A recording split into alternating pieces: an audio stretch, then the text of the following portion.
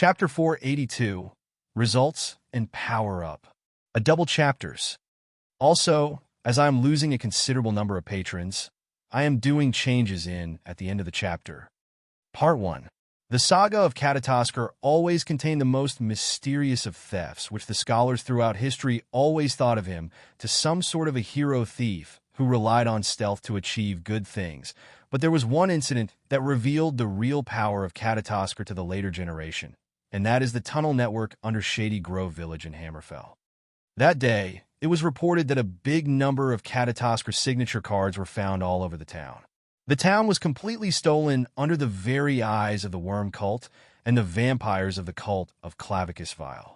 What was known that all the torture camps and the underground vaults became empty all of a sudden with confused necromancers above the ground and hypnotized vampires underground. How did it happen? How could Catatosker liberate a whole village by kidnapping the villagers all at once? And how could he fight all the enemies underground, leaving piles of powerful zombies broken apart? It was all a mystery, and many theories were built to explain that day.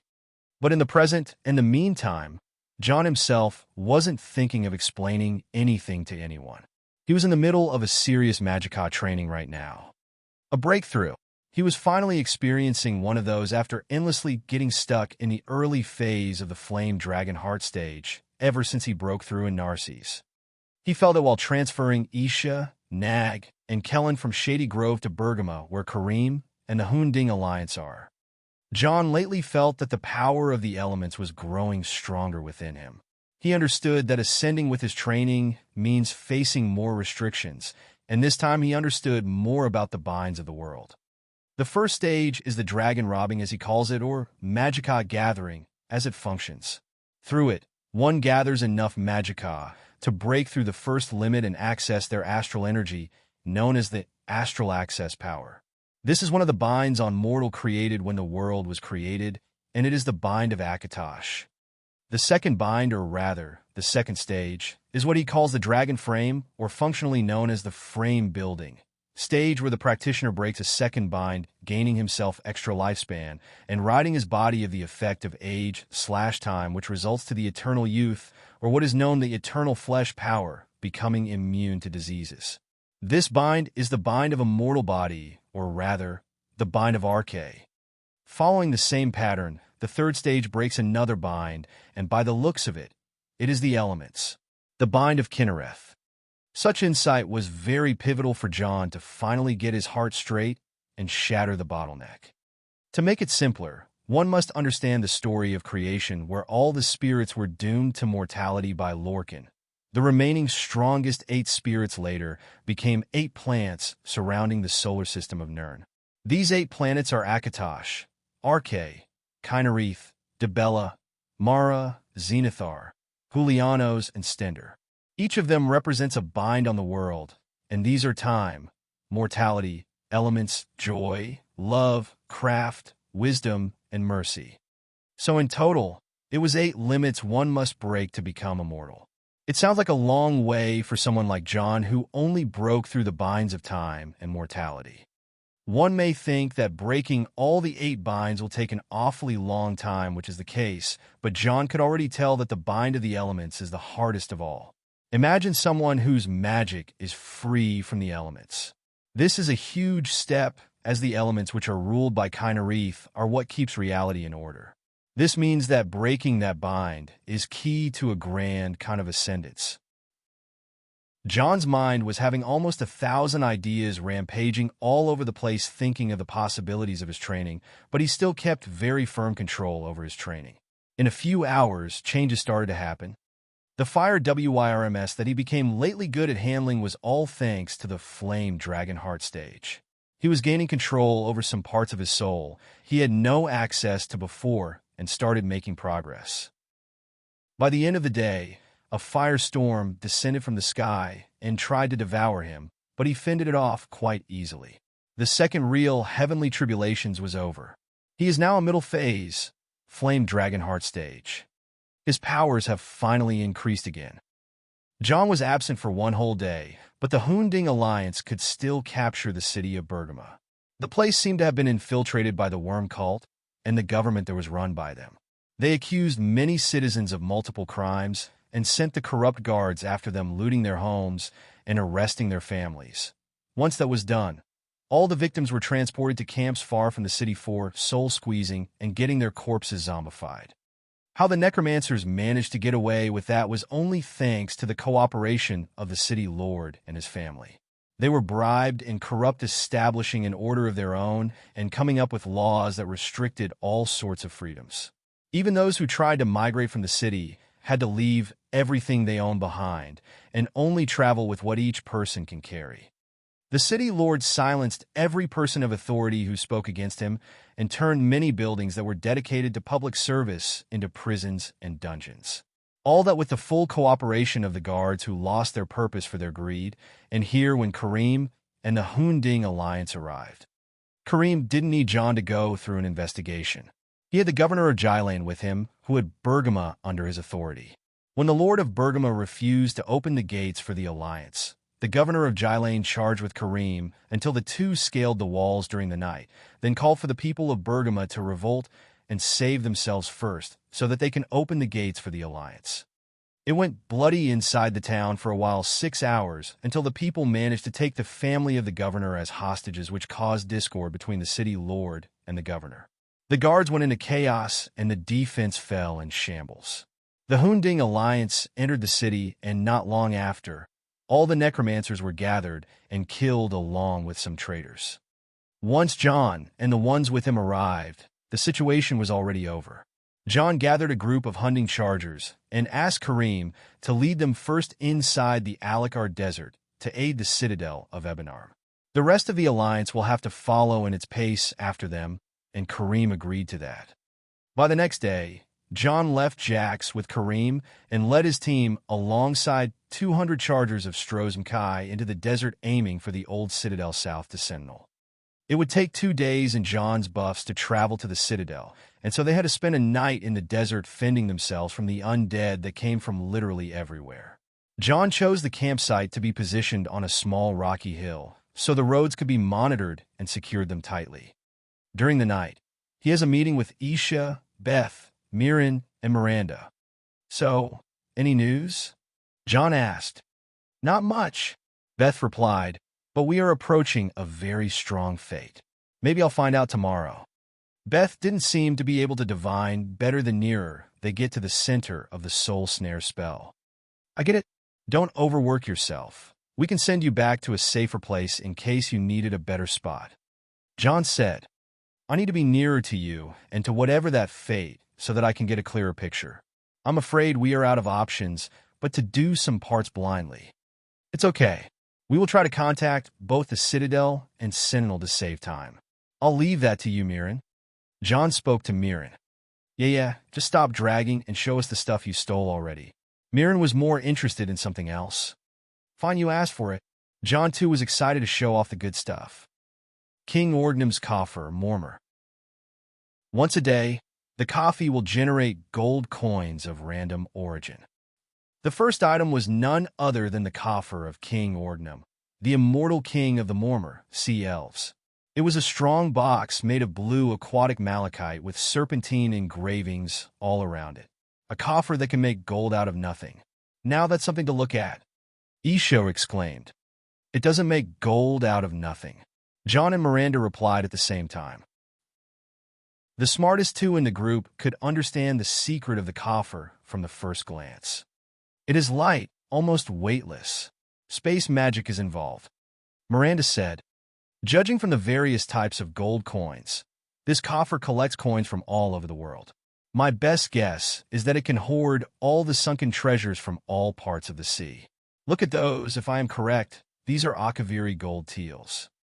John's estimation was based on an educated guess from his experience with the white file. Nothing can create something from nothing other than God. Still, the legends tell that once someone acquires it, it will give them a ridiculous amount of riches to the point where it puts the wealthiest of merchants to shame. Then it disappears to find another master. Mirren said, "I'm already one of the wealthiest merchants in the world." "Who is the wealthiest right now?" John asked. "Jeffy and Bessos from Alinar and Billis Gacius from Cyrodiil," Miranda replied. Now, these are some scary names for some reason. John said, well, as long as I get wealthier than them, I don't mind. John took King Ordnum's coffer and placed it in his treasury inside the cube. Star. Part 2. Draconian Madstone. Akaviri. Resist poison. Resist disease. The next item was an Akaviri amulet known as the Draconian Madstone. It is nothing Sheogorathian or related to madness of the sort, but it is very known to be one of the valuables prized by the Counts of Bruma. The legends say that the stone gives its wearer immunity to both poison and disease, but from what it seemed, it is only 50%. John is already immune to disease, for he has a youthful body that doesn't age, but the resistance to poison is very needed at the moment for the fight against Sane. Isha promised John to train him to be resistant to poison, but they didn't have much time because of the drama that kept happening lately, thus the stone will be used by John. I'm already wearing a greater amulet of Talos and a greater token of Kine. I look like some punk wearing all that around my neck. John complained. Aims justify the means, John. Miranda shut him up. Flask of Lilandril, Elven, Magic Absorb, Magic Reflect. The following item was a marvel of its own. The Flask of Lilandril is an artifact prized by the High Elves. It was used by Cyrus, the hero of Strozmkai, to defeat the Necromancer Ngasta. Not just that, it is very resistant to magic, making it the ultimate anti-magic weapon. I think this goes to you. John passed it to Mirren and Miranda. The two were taken aback, as they didn't really want any part of the booty. There was a reason. I'm not snooping around your secrets, but you two seem to have a lot going on with the Altmare upper society. If I am correct, and you are high elf nobles, then this goes back to you by the right of heritage. John may be a collector, but he wouldn't let such valuable things rot when someone needs it more than him, especially if that someone is his friend. Horn of Jadari, Dragonbone, Paralyzed Dragons, Damaged Dragons. This was another marvel, a very ancient dragon horn that goes back to the days of the First Era. Dragon horns are legendary artifacts created primarily by the Dragon Guard, used as weapons against the dragons. They are magical war horns carved out of the horns of dragons, inscribed with various arcane runes, and are capable of producing a tonal sound that incapacitates dragons. They, however, will have no effect if used against the dragon the horn originated from. They are very fragile and can break instantaneously and crumble to dust after just a few uses, thus it was rare to see one surviving to the Fourth Era. The Horn of Jadari is a combat dragon horn noted for its unique ability to never break. It was given to Jadari, a member of the Pride of Al-Kosh, by its donor Nafalar, the very red dragon that Cyrus Book of Circle, which was gifted to John by Kareem, was created from. Jadari herself was a Khajiit champion of Al-Kosh, the Khajiiti aspect of Akatosh. Another known dragon horn is the Horn of Jurgen Windcaller, that very horn that the Greybeards send the Dragonborns to recover. The horn was large, almost as tall as John, and its power felt dormant, but John knew it can be recharged by the lunar energy he can utilize now. John suggested to keep it in case it was needed. Of course, no one bought the fact that this thing will be needed, for no one believed in fairy tales of dragons. Deadland Hammer, Daedric. Create Iron Atronax. Hazardous on direct contact. Not a very well-known Daedric artifact, but this silver bright hammer can do some serious damage. Its original function is to create iron atronax from liquidated substances that contain a large amount of metal. Iron atronax are golems rather than real atronax, but their power is something to behold along with their scary appearance. Why is hazardous on direct touch? Isha asked. Because it draws metal from liquid substances. For example, your blood. John answered. Blood? What does it have to do with metal? A whole lot, my friend. A whole lot. This artifact was put in a safe chest for containment. Ice Blade of the Monarch, Elven Steel. Frost damage. Freeze. Another artifact of great power. The Ice Blade of the Monarch is called one of Tamriel's most prized artifacts. Legend has it that the evil Archmage Ami Anselmo enchanted the claymore of a great warrior with the soul of a frost monarch, a stronger form of the more common Frost Atronach. The warrior, third Narasi, was to play a part in the assassination of a great king in a far-off land and become the new leader. The assassination failed, and the Archmage was imprisoned.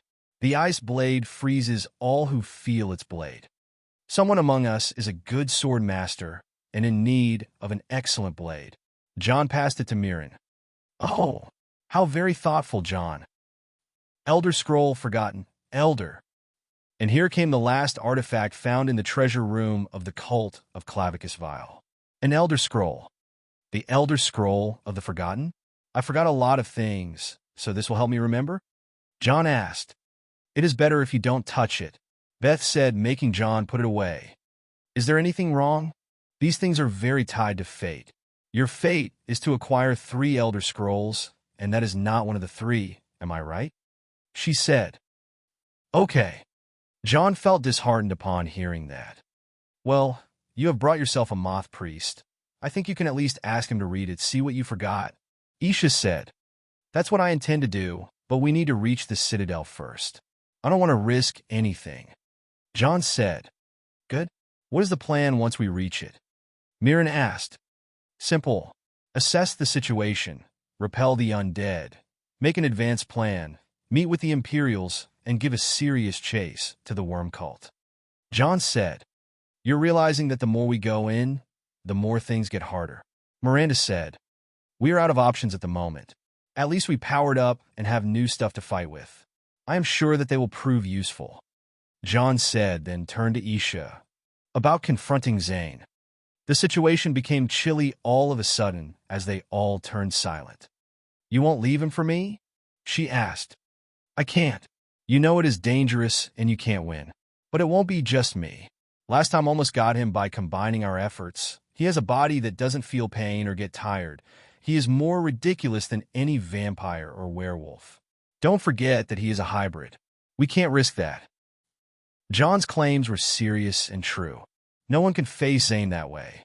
What will make things worse if the reincarnation of Manamarco managed to possess Zane's? This will be a disaster. Miranda added. I get it. Isha shouted and stood up. What is important right now is the living, not the dead. We need to get to the Citadel. I think the horses had enough rest. She stormed out of the tent, and the others sighed in unison. It was hard to reason with her like that. You all know what to do? John said. The others nodded and cleared the tent, then John redid his disguise and went out as High Mage Krylin. He ordered the battalion under him to be mobile in 2 minutes. A few hours later, John entered the area where the Citadel used to control. The situation was dire as many Citadel apprentices were seen walking around as undead. The first line of defense was shattered and many checkpoints were raided by the necromancers. After a few encounters in the night, John and his group arrived in the vicinity of the Citadel. The large domes were seen with the sunrise of the next day. John and his group came from the east with the sun rising behind them.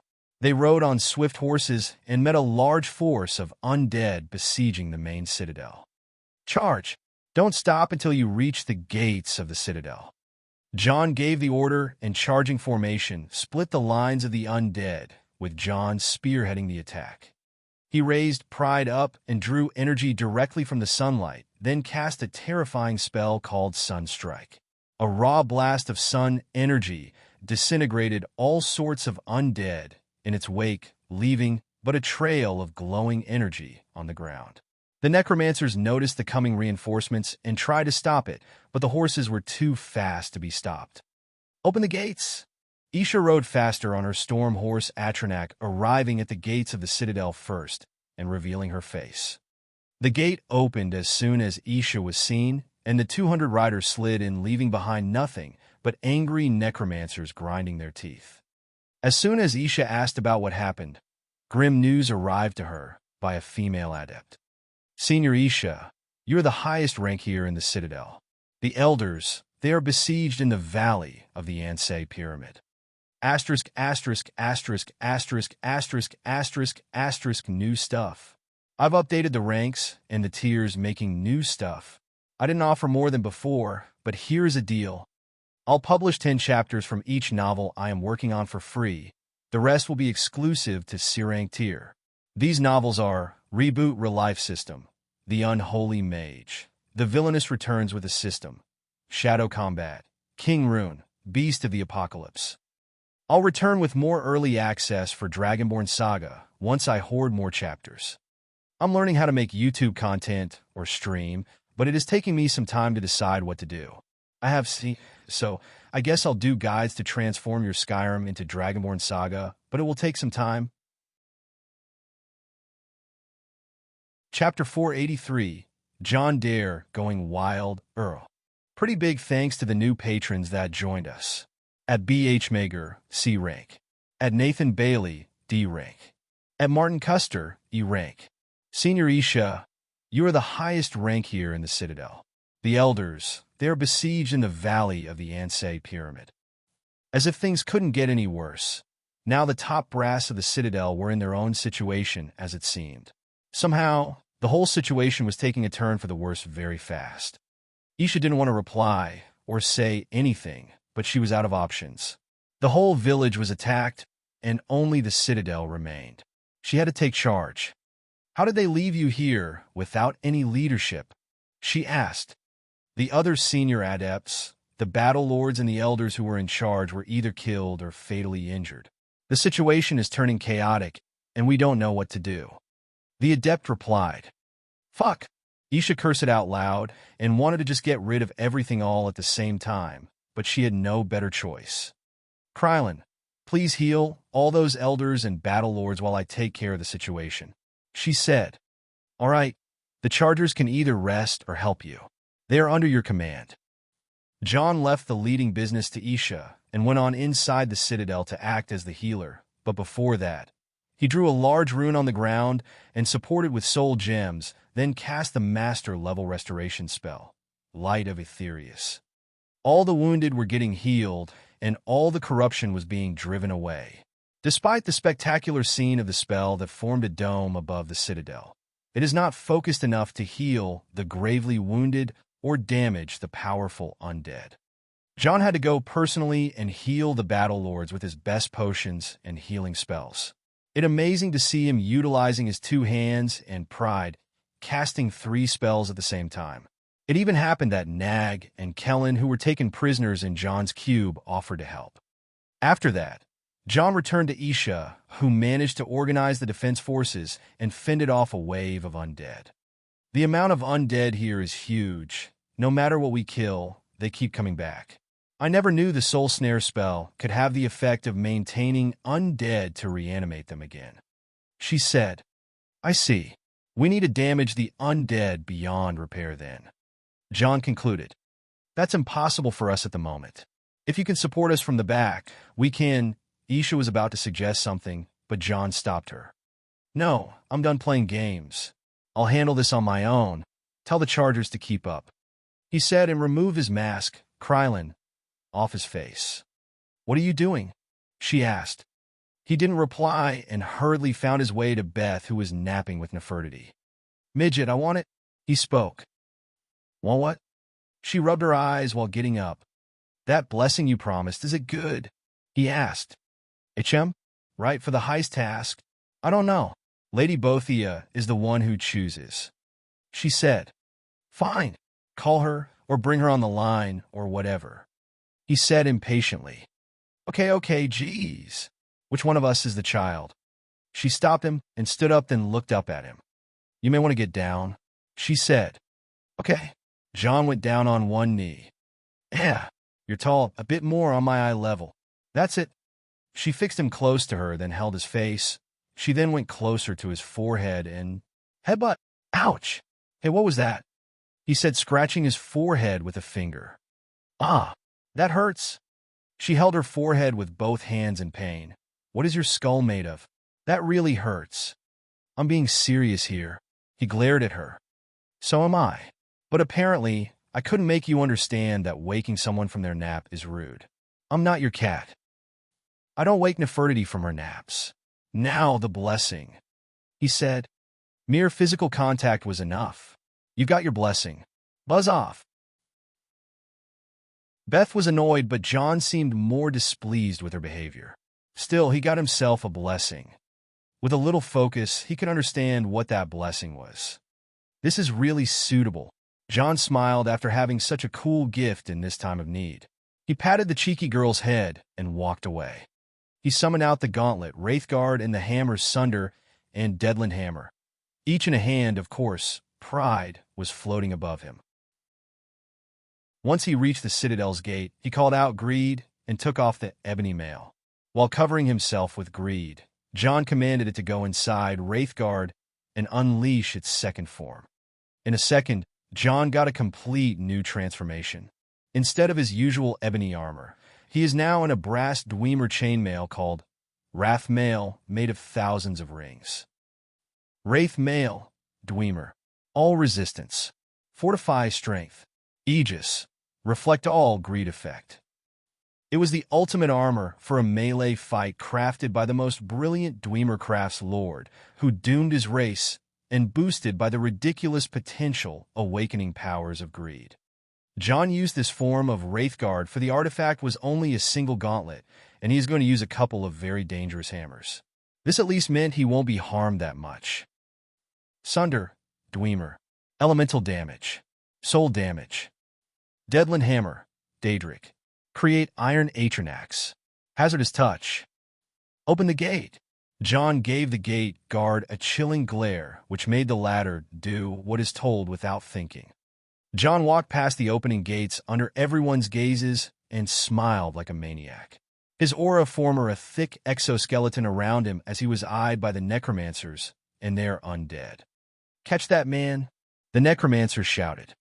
John got instantly pissed and felt like smashing that guy's head the most painful way possible. To the onlookers, John looked like a madman, wearing a ridiculously expensive Dwemer chainmail and holding a hammer each hand with his red hair, giving him a remarkable appearance. This madman spread his arms, raising the two hammers to his shoulders level. Then his aura started to agitate like a real madman. Bothia. He called for the name of Bothia, and all of a sudden, his agitated aura started burning like a flame. The man himself was already running forward as if he lost his damn mind. Ah! Sovngarde, you sons of bitches! Sovngarde! And that was a Nord shouting a battle cry, laying waste to all in his wake.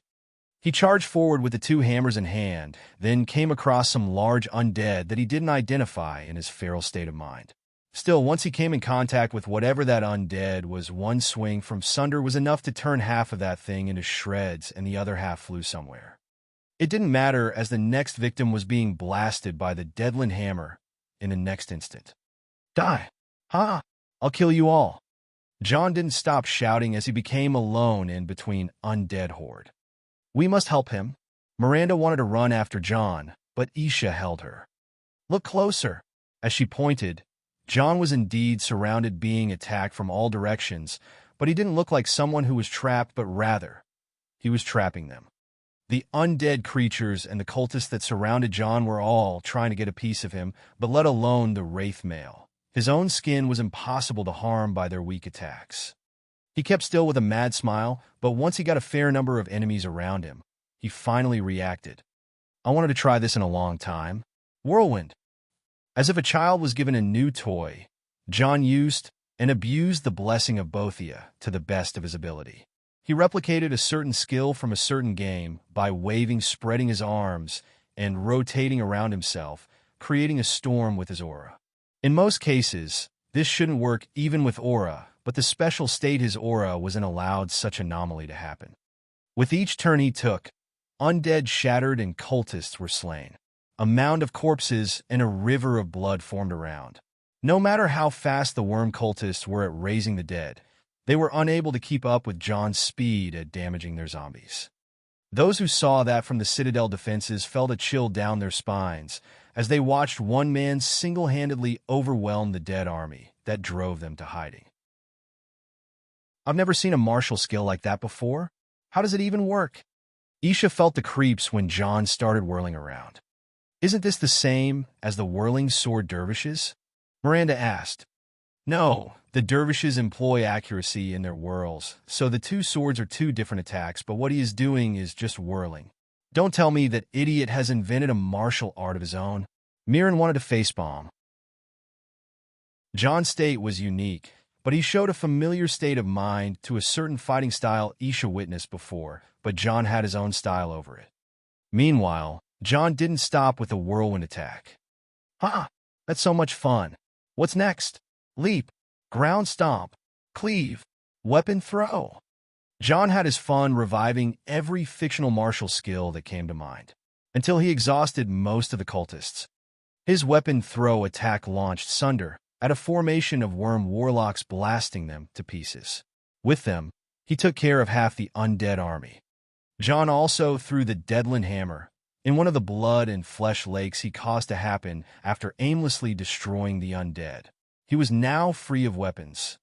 "Let's do this the classic way," he said while cracking his fingers. "Cookies Festival." And the heavenly wrath followed his grim announcement as his two fists glowed with lightning magic each. Those who were unfortunate enough to be in the way of his fists wished they were killed by the hammer instead. All of you will die." Such a ridiculous person was running and hitting everything in his way, while ignoring all manners of attacks that were completely useless against him. At this point, resistance was merely wishful thinking. John noticed the necromancers trying to retreat, so he left whoever he was hitting and took a high leap towards to block their way. "You, demon, you get away." The same necromancer that ordered the others to capture him at first was crawling backward, trying to get away from him. John stepped on the man's robe, stopping him from escaping, then looked away, his eyes watching a certain place carefully. It was the same place he threw the Deadland Hammer, in that lake that was filled with blood and flesh. Blood was a perfect substance alongside earth and bones to create what's going to show up next. Mere seconds later, John felt it coming. "Look," he pointed at the location of the Deadland Hammer, and those who were curious enough looked at where he pointed. Sure as hell something was out of place. From the puddles of blood and corpses, few creatures started to form. It is as if the twisted reality was creating an abomination of its own. Those who saw it felt a chill of terror grasping their hearts. After it formed, 7 colossal creatures stood up with unnatural shapes. At first, one might mistake them for very ugly frost atranax, but their metallic gleam revealed what they are. Iron atranax. It was as if a bunch of metal spikes came together and formed an atranac. "If that is not the coolest thing ever, then I don't know what it is," John said. These naturally sharp creatures walked their first steps towards the battlefield that had numerous undead roaming around. Clueless of what to do, they just stood still. John raised his 2 hands up and called for his marks on both Sunder and the Deadland Hammer. The 2 hammers flew up and hurled towards John until they landed in his hands. John held the Deadland Hammer closer and spoke to it. "Kill." With those orders, the death machines on standby moved with hostility towards the enemies of their creator. Just as heartless as they looked, one move was enough to mince a whole bunch of high-level zombies. Don't you see? Quantity may be good, but quality, that's the beauty of supremacy. John spoke to the necromancer before dropping the hammer on his head. By the next 10 minutes, the whole undead legion was no more. Blessing of Bothia. Berserk. Take half damage and do double damage in a feral state of mind active. Chapter 484, Beth's Prophecy. First, thanks for becoming patrons. At Yasser M. Almutiri D. rank.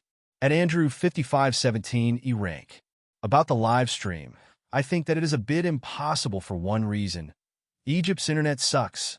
I've tried Twitch and Live, but they both failed miserably because of my internet speed, 5 megabits per second. Still, somehow, I managed to go live of Discord, which was actually working well. Sadly, it can't take more than 10 spectators. Now, my next option is a YouTube channel. I'll start dusting off those good Windows Millennium Movie Maker skills of mine and see what I can do. I'm open to content suggestions. John always thought that if he ever gets a blessing of Shiagarath, it would be Berserk Blessing, but it turned out to be something different from what he thought, but now he finally got a berserking blessing form, the warrior Daedric Prince Bothia. As an adrenaline junkie, John would lose the thrill of many things if he got used to it. That's why a berserking blessing was an answer to his prayers. Sadly, berserking had some of the nastiest side effects. First, it made John's body feel like he was in an orgy with some female giants. Even John wasn't sure if he could handle such a heavy load. Second, he had a very nasty hangover that felt like his head was being hosted in the movie Saw for 3 consecutive executions that involved that jaw-splitting reverse bear trap. He had to go through an emergency anti-hangover treatment that proved to be a challenge. In the end, Job recovered and learned to be careful with such power from now on.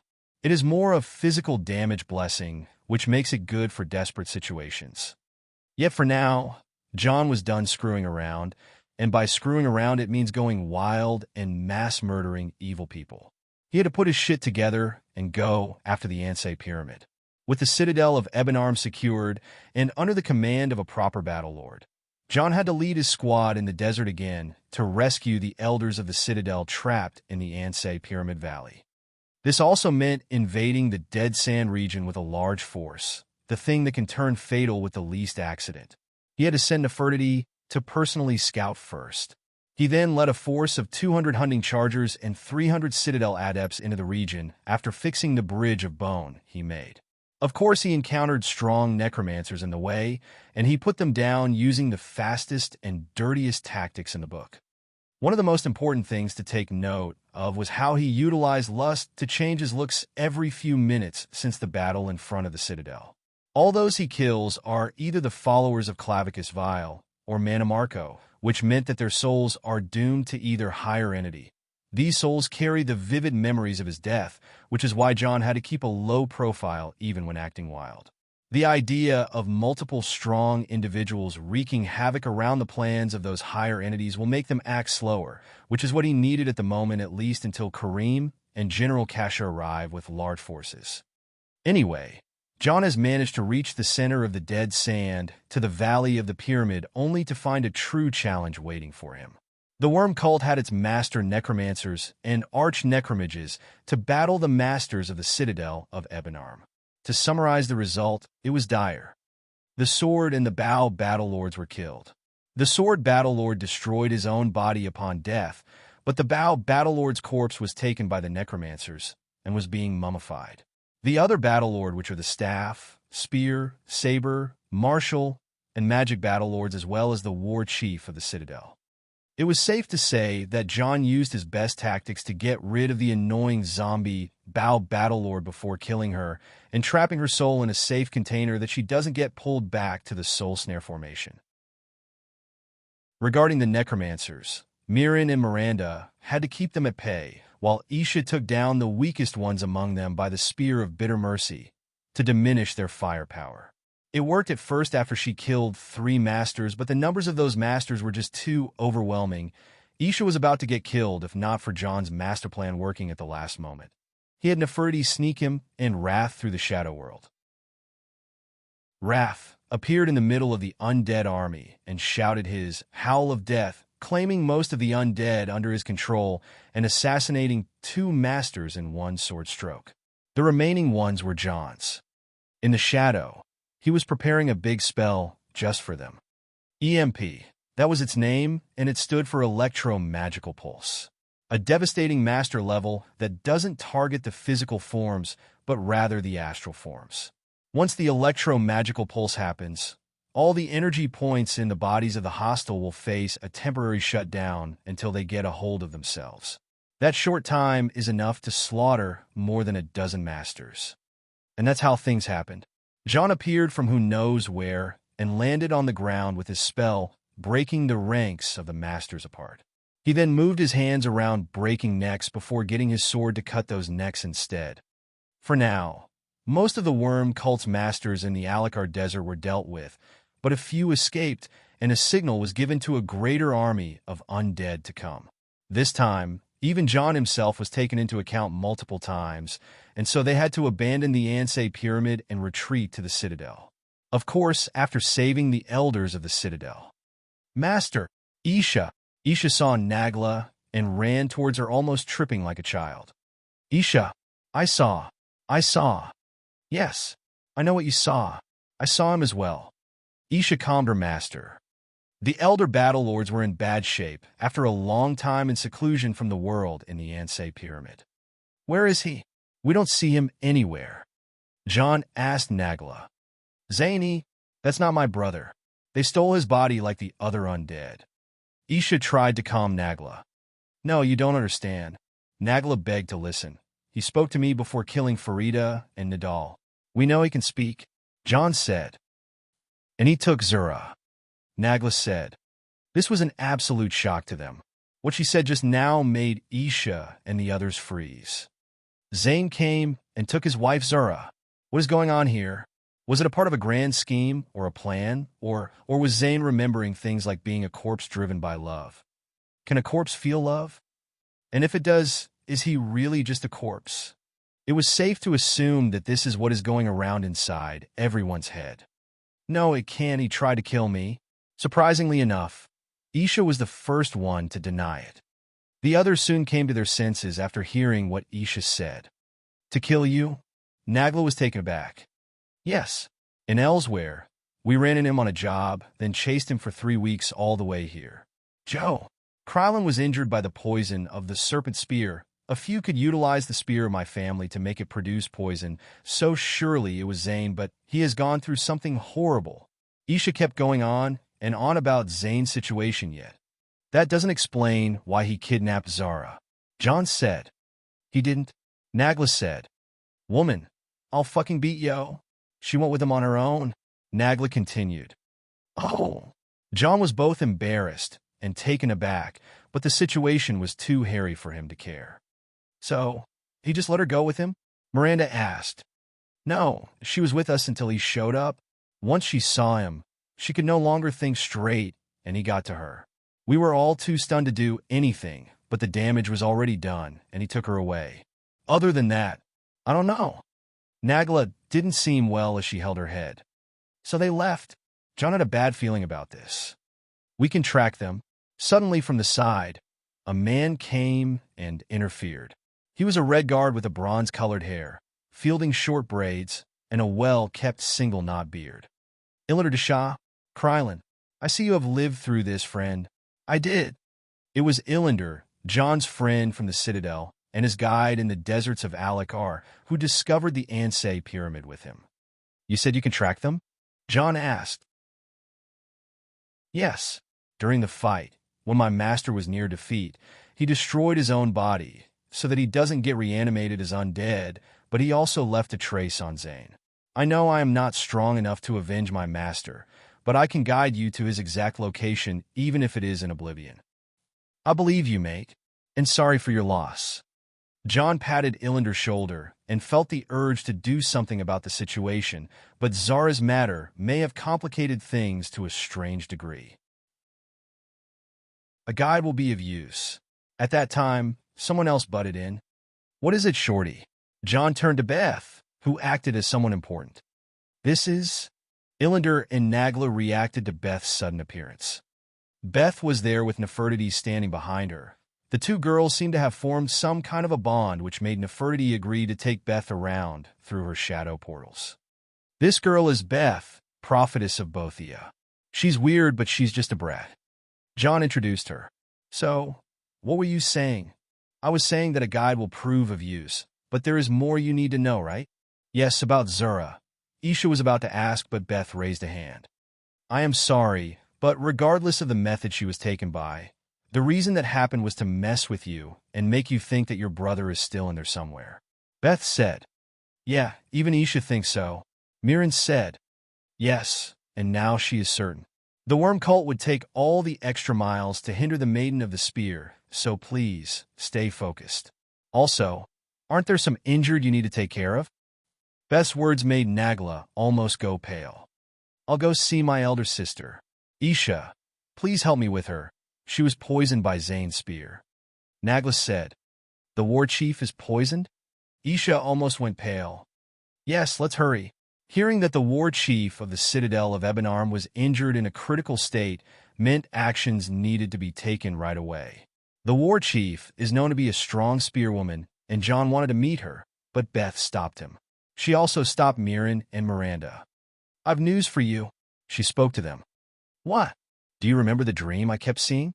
3 swords, 1 spear, and a ship with bloody sails?" Beth asked. "Yes, I think we understood it wrong. Thanks to the champion of Bothia, I was guided to look in both the past and the future to find answers and clues. Now I fully understand the dream." "Go on." "At first, I thought it meant the spear of bitter mercy alongside the ebony blade, the soul sword, and another sword that will reveal itself later on, but I was mistaken about the swords. The real 3 swords are the Ansei wards that were made in this place, the Ansei Pyramid. Ansei wards were 3 ancient Redguard relics that contained the spirits of powerful Ansei warriors. They were created in the First Era to fight the threat of necromancy in the Alakar Desert. According to Beth's later explanation, during the First Era, when the Yokudan rulers were still establishing a foothold in the Alakar, they faced a great threat from a group of elven necromancers. Legend states that the necromancers of that time were far more powerful than those that came in later eras. According to Redguard tradition, striking the dead carries with it a terrible curse and is considered an act of dishonor. Because of this, fighting back against necromancy proved difficult. In response, 3 Ansei heroes, Maja, Raiden, and Halila sacrificed themselves to protect the Alakar from the risen dead. As part of a covenant with Tuwaka, they pledged their souls, and each Ansei channeled their spirit into the blade they wielded in life. This even happened here in the Ansei Pyramid. These swords became known as the Ansei wards, and as long as the dead are consecrated in the name of Tuwaka, they could not be raised by even the most powerful necromancy. The wards were locked in a fortified subterranean storehouse below Sentinel, known as the Impervious Vault, and sealed with a magical barrier. The spirit of each Ansei remained tied to their ward, meaning it would be with it at all times. Right now, we need to head to Sentinel and figure out a method to use those swords. We have the champion of Bothia, who is a strong sword master, and we have the 2 former laborers of Mephala. "I am not a good sword master," Miranda said. "We'll figure something out." Beth ignored her. "What about that last thing? The red sail ship?" John asked. Beth took a deep breath before replying. 3 days from now, on the 20th of Rain's Hand, April, a ship will arrive at the western shores of Hammerfell. If it landed, we are doomed. 3 days later, Isha sat near a fire sharpening her spear thinking about what went down. She was calm, silent, and calculative. She was thinking of the countless fights she had in the past 3 days and the one up ahead. Across the fire sat 2 men, the Imperial Moth Priest Kellen and the Khajiit adventurer Nag. They were sat free and given the Elder Scroll they came for. Kellen read from the scroll and had a calm face, digesting all the knowledge he'd just received. He was thankful for the experience he lived through reading the scroll and the knowledge he gained. Now it was his time to tell a story. The Elder Scrolls show us what was, and what yet will be, and they have revealed much to me, he said. "Spare us your stories, old man, unless they can sharpen spears. Our war chief is dying. Our enemies are massing for another attack. We must prepare for battle." Isha replied, not wanting anyone to interrupt the ideas she had in mind. "We should go, Kellen. We have the scroll we came for. This one smells blood in the wind." Nag asked Kellen to leave. "Patience, Nag. I have words yet to speak here. Stories can do surprising things, Spear Maiden, whether they are true or not. And this is one you should hear. It comes from the Great War that nearly ended the Empire. It began when the High Elves slaughtered every Imperial blade. Calling themselves the New Almarai Dominion, they and their allies swept through the land, even capturing the Imperial city itself. The Emperor fled north, leaving Cyrodiil to the invaders. He took a deep breath and smiled at Isha, to Nag, and to the others who were resting around the fire. This is the story of a forgotten hero who changed the very course of history. Chapter 485, Legends 1, Odd Fate. This small spin-off will only be 3 to 4 chapters. The sole purpose I'm adding it is because most of you don't even know the existence of the Elder Scrolls Legends and its three main stories. Just to let you know, the third story is vital for the future chapters. The story of a forgotten hero who changed the very course of history. Kellen, somewhere south of Cyrodiil, 25 years ago. It was dark and damp in the cold cage. He couldn't remember when was the last time he saw the light of day after the night where his caravan of refugees was raided by Almarai soldiers after the fall of the Imperial City. A few survived the raid, but most didn't survive what came after. Until now, he was forced to fight for his life against all kinds of shitty opponents, starting from wild dogs all the way to wolves and bears. But what really got to him was when the Almarai soldiers abandoned the garrison, leaving him rotting in a cell, yet not a day after, another group moved in. Daedric cultists. As if the world didn't have enough of man-hating elves. Now he has to deal with the everyone-hating cultists. These cultists were cruel, and the vicious circle, that is the arena of the garrison, continued once again, this time against scamps, skeletons, and all manner of nasty creatures. He was even forced to fight innocents and slay them, surviving barely by the width of a blade's tip. Yet the day he is the victim was on and about. Bring me a warrior with strength and courage. That Nord looks adequate. Bring the mortal forth. Called the leader of the Daedric cult, the Draemora lord known as Reeve. He scanned with his vicious eyes through the fighter slaves in the cages, picking out a strong Nord with a mighty build. Then he looked again to pick an opponent. As for his opponent, that one, Reeve was pointing towards him, who was the longest surviving fighter slave so far. It was clear as day that they are bored with him and want the large Nord to crush him in one go. After all, an Imperial like him didn't possess anything but luck when it comes to fight, which clearly had run out. He was dragged out of his cage and thrown in the pit against the Nord. What a large man, he thought. Fighting this Nord needs a lot more than luck. Speed, accuracy, and focus are needed all at once. The Nord, on the other hand, looked carefree despite being another fighter slave. This is also good. It is a sign of underestimation. If this goes well, swoosh. And it clearly didn't. The Nord sent him a straight jab, launching him 2 meters backward before the permission to fight was given. The cultists laughed, and the Daedra Reeve didn't mind it. It was all for the good anyway.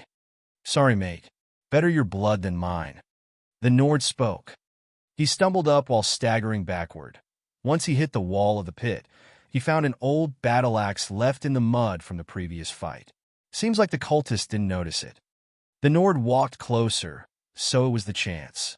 He fingered pain and acted like he was protecting himself by shrinking down, yet once the Nord was in range, he held to the axe and swung it, trying to take the Nord's head.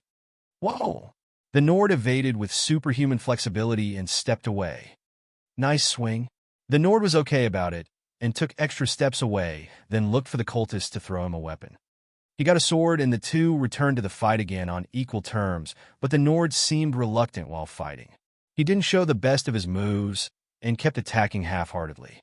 As the fight lasted over a minute, the cultists got bored and started booing. Some went for a drink, and even the Draemora himself went somewhere. You're pretty good with that axe. We work together, we might have a chance. At that time, the Nord engaged in a closer clash with him and spoke in a careful tone. You want me to drop my guard? Never. But he wouldn't, for he went into many similar situations during the past. Well, who knows how much time has passed. The Nord smiled. Suit yourself, but believe me when I tell you, there is a chance. At the moment, the Nord spoke calmly, but in the next, he unleashed a scary pressure by some sort of power. Aura. It was not a common power among the foot soldiers and the commoners, but it is an art that's set 2 levels apart. Sure enough, he recognized it. Facing an aura master of all things, today really was not his lucky day, but luck was playing a different game here. The Nord never meant to attack him, but rather threw his swords over the pit, shattering a part of the inner wall to the underground prison, locking the way up. Ha! I'm Tyr, one of the blades. The Nord said. B. A blade. The man was taken aback. A blade in this kind of place? Rumor has it that the Almarai Dominion slew them all. But then again, the Blades are elites devoted to protecting the Emperor, let alone the Aura. Each one of them is above any common knight or Imperial Legionnaire. At that moment of confusion, the Daedric cultists around the pit were reacting to Tyr's action. They reached out to their weapons and staves facing Tyr, and, "What was your name again?" Tyr asked. "I'm Glemmet." "Fine, Glem. Now it's two of us, a dozen of them. It's almost a fair fight." Tyr joked, but Glemmet was more concerned about the situation he's in. Without saying much, the cultists attacked. "You'll never escape. Reeve will destroy you." One came charging at Glemmet waving a sword, so he had to avoid and counterattack. Glemmet could see the attack, and a strange thing happened to him. He felt like he can face that cultist despite the difference in strength. He evaded once and twice, but as he was about to be hit, his mind opened to many possibilities as if he could see more than one just way to handle this. He chose the smartest one, and that was by evading down, then attacking, then doing a leg sweep to break the cultist's balance, and with that, his opponent was on the ground. The feeling of victory almost got to him, but his sense of crisis encouraged him to chop that cultist's neck while he is down. "You're done? Let's leave." As Glemmet got rid of his opponent, Tyr called for him. Looking back, almost 10 cultists were very dead. Broken necks, bashed skulls, crushed ribs. Tyr seemed to be one hell of an opponent. "How will we escape?" Glemmet asked. "Through a tunnel system under this fort," Tyr replied, looking around. "But first, we need distractions." Tyr ran far from the pit and arrived at the chamber where the fighters' slaves were kept in cages. He crushed the lock of each cage barehanded and opened each cage. "Get out!" he called. Scared, the other fighter slaves were at a loss of what to do.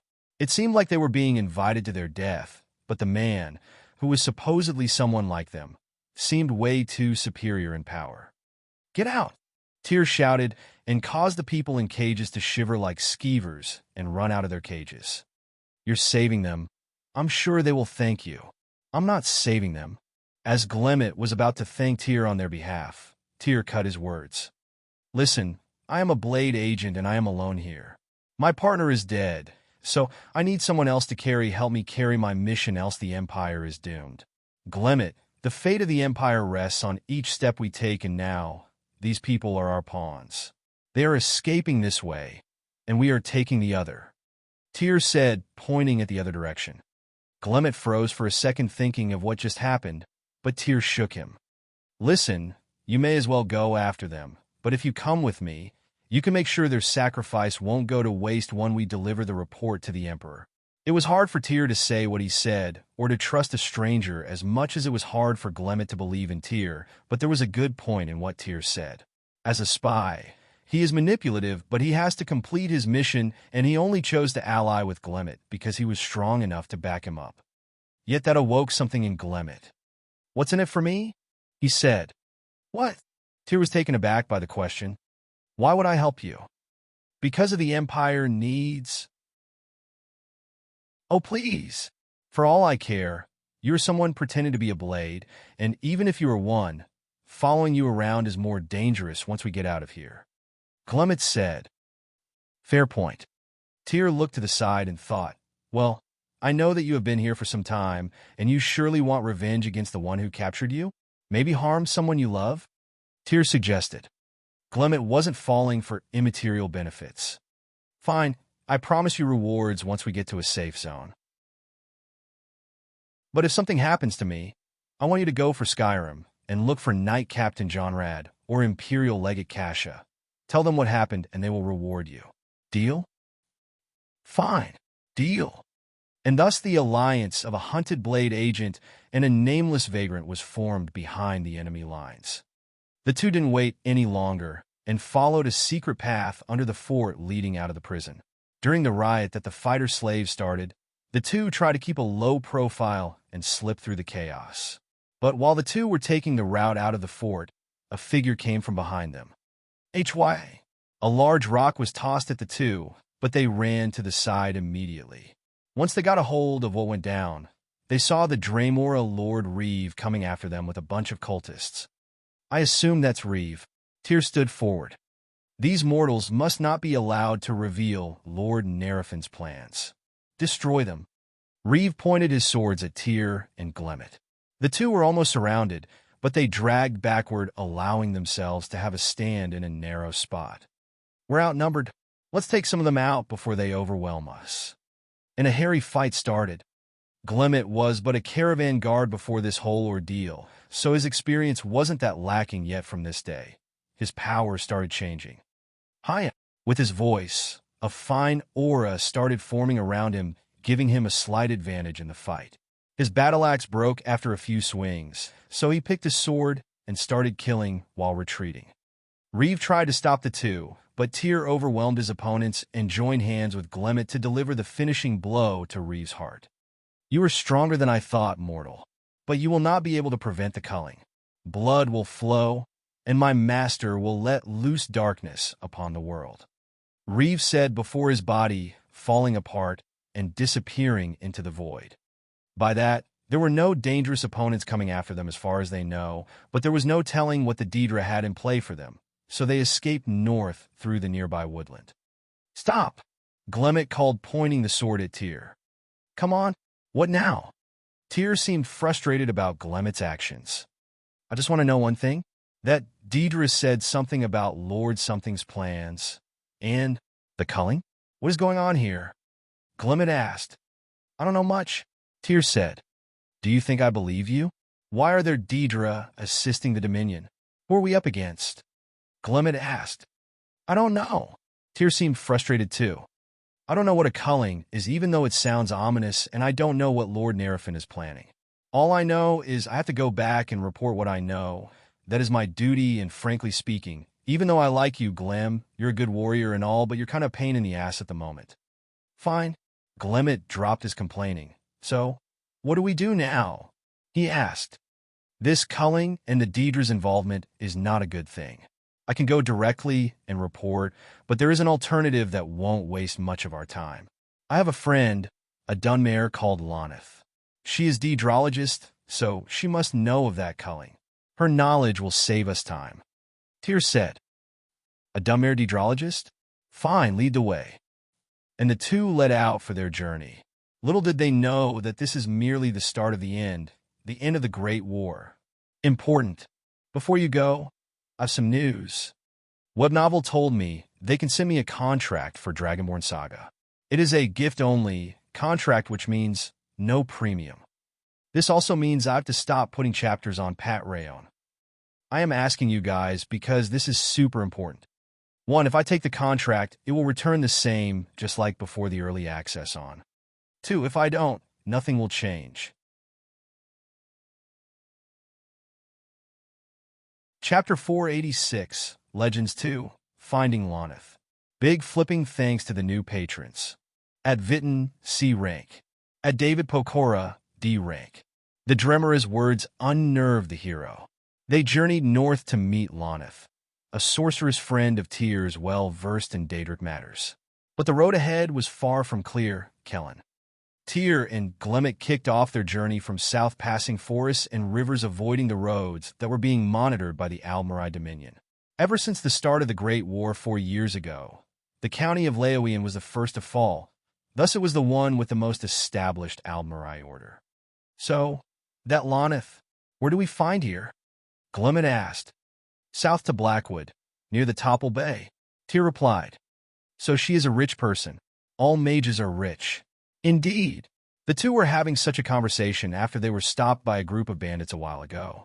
The bandits seemed to have killed a merchant and looted his goods, then saw Tyr and Glemmet as easy targets to pick on. Little did they know the fate of their actions was leading to their demise. As the Glemmet and Tyr prevailed over the bandits, the last bandit begged them to spare his life in exchange for leading them to the stolen goods. Glemmet agreed to finally get to have some proper supplies and goods, but as they were about to let the bandit loose, Tyr waved his sword and killed the bandit. Glemmet was upset as he had given a word to free the man, but Tyr had a sound argument that killing the bandit would secure them a better chance to cut loose ends. If the Thalmor caught that man and he talked, things would get messy for them. Now that they got some weapons and horses to ride, the journey became smoother and the two managed to get out of the forest to the open fields, but who received them was a band of Dominion guards. A fight occurred, and thankfully, the Dominion guards didn't have a mage with them, making them an easy opponent to the highly skilled Tyr and the rapidly developing Glemmet. The way I see things, you are developing your aura very well, Glem, Tyr complimented. Thanks. The tips you gave me really helped. Glemmet said. The two may have started on the wrong foot and argued about a lot, but they developed a good relationship with time, so much that Tyr started instructing Glemmet about the aura. Glemmet's aura was unique, carrying a strange power to it. It also took a strange color resembling the violet, which seemed to have been influenced by Tyr's beast aura. I've never asked you. You are called Glemmet. Odd for an Imperial to be given a Nord name. Tyr remarked. My father is an Imperial. My mother is a Breton. Well, they were. Glemmet replied. Oh, well, you are not a Nord from either side. I was raised in Bruma. Ah, I see. Bruma is the northernmost county in Cyrodiil, making it very close to Skyrim. Not just that, by the unique landscape of Bruma being mostly on the Geralt Mountains, it gained the same atmosphere and looks of Skyrim more than Falkreath itself. Also, Bruma has a very large Nordic population. So, you are an Imperial, a Breton, and a Nord at the same time. That makes you the most human person I've ever seen. Tyr said with a loud laugh. It sounds weird, but thanks. Shouldn't Nords like you be the proudest humans about being humans? Glemmet asked. Maybe your average Nord, but a fire main? Nah, we have giant's blood. Well, that explains, Glemmet pointed out Tyr's height. I'm the shortest in the family. Shut up. Giant's blood, brother. Giant's blood. The road was peaceful for some time after bypassing the Dominion patrols and checkpoints until the two reached the Topple Bay.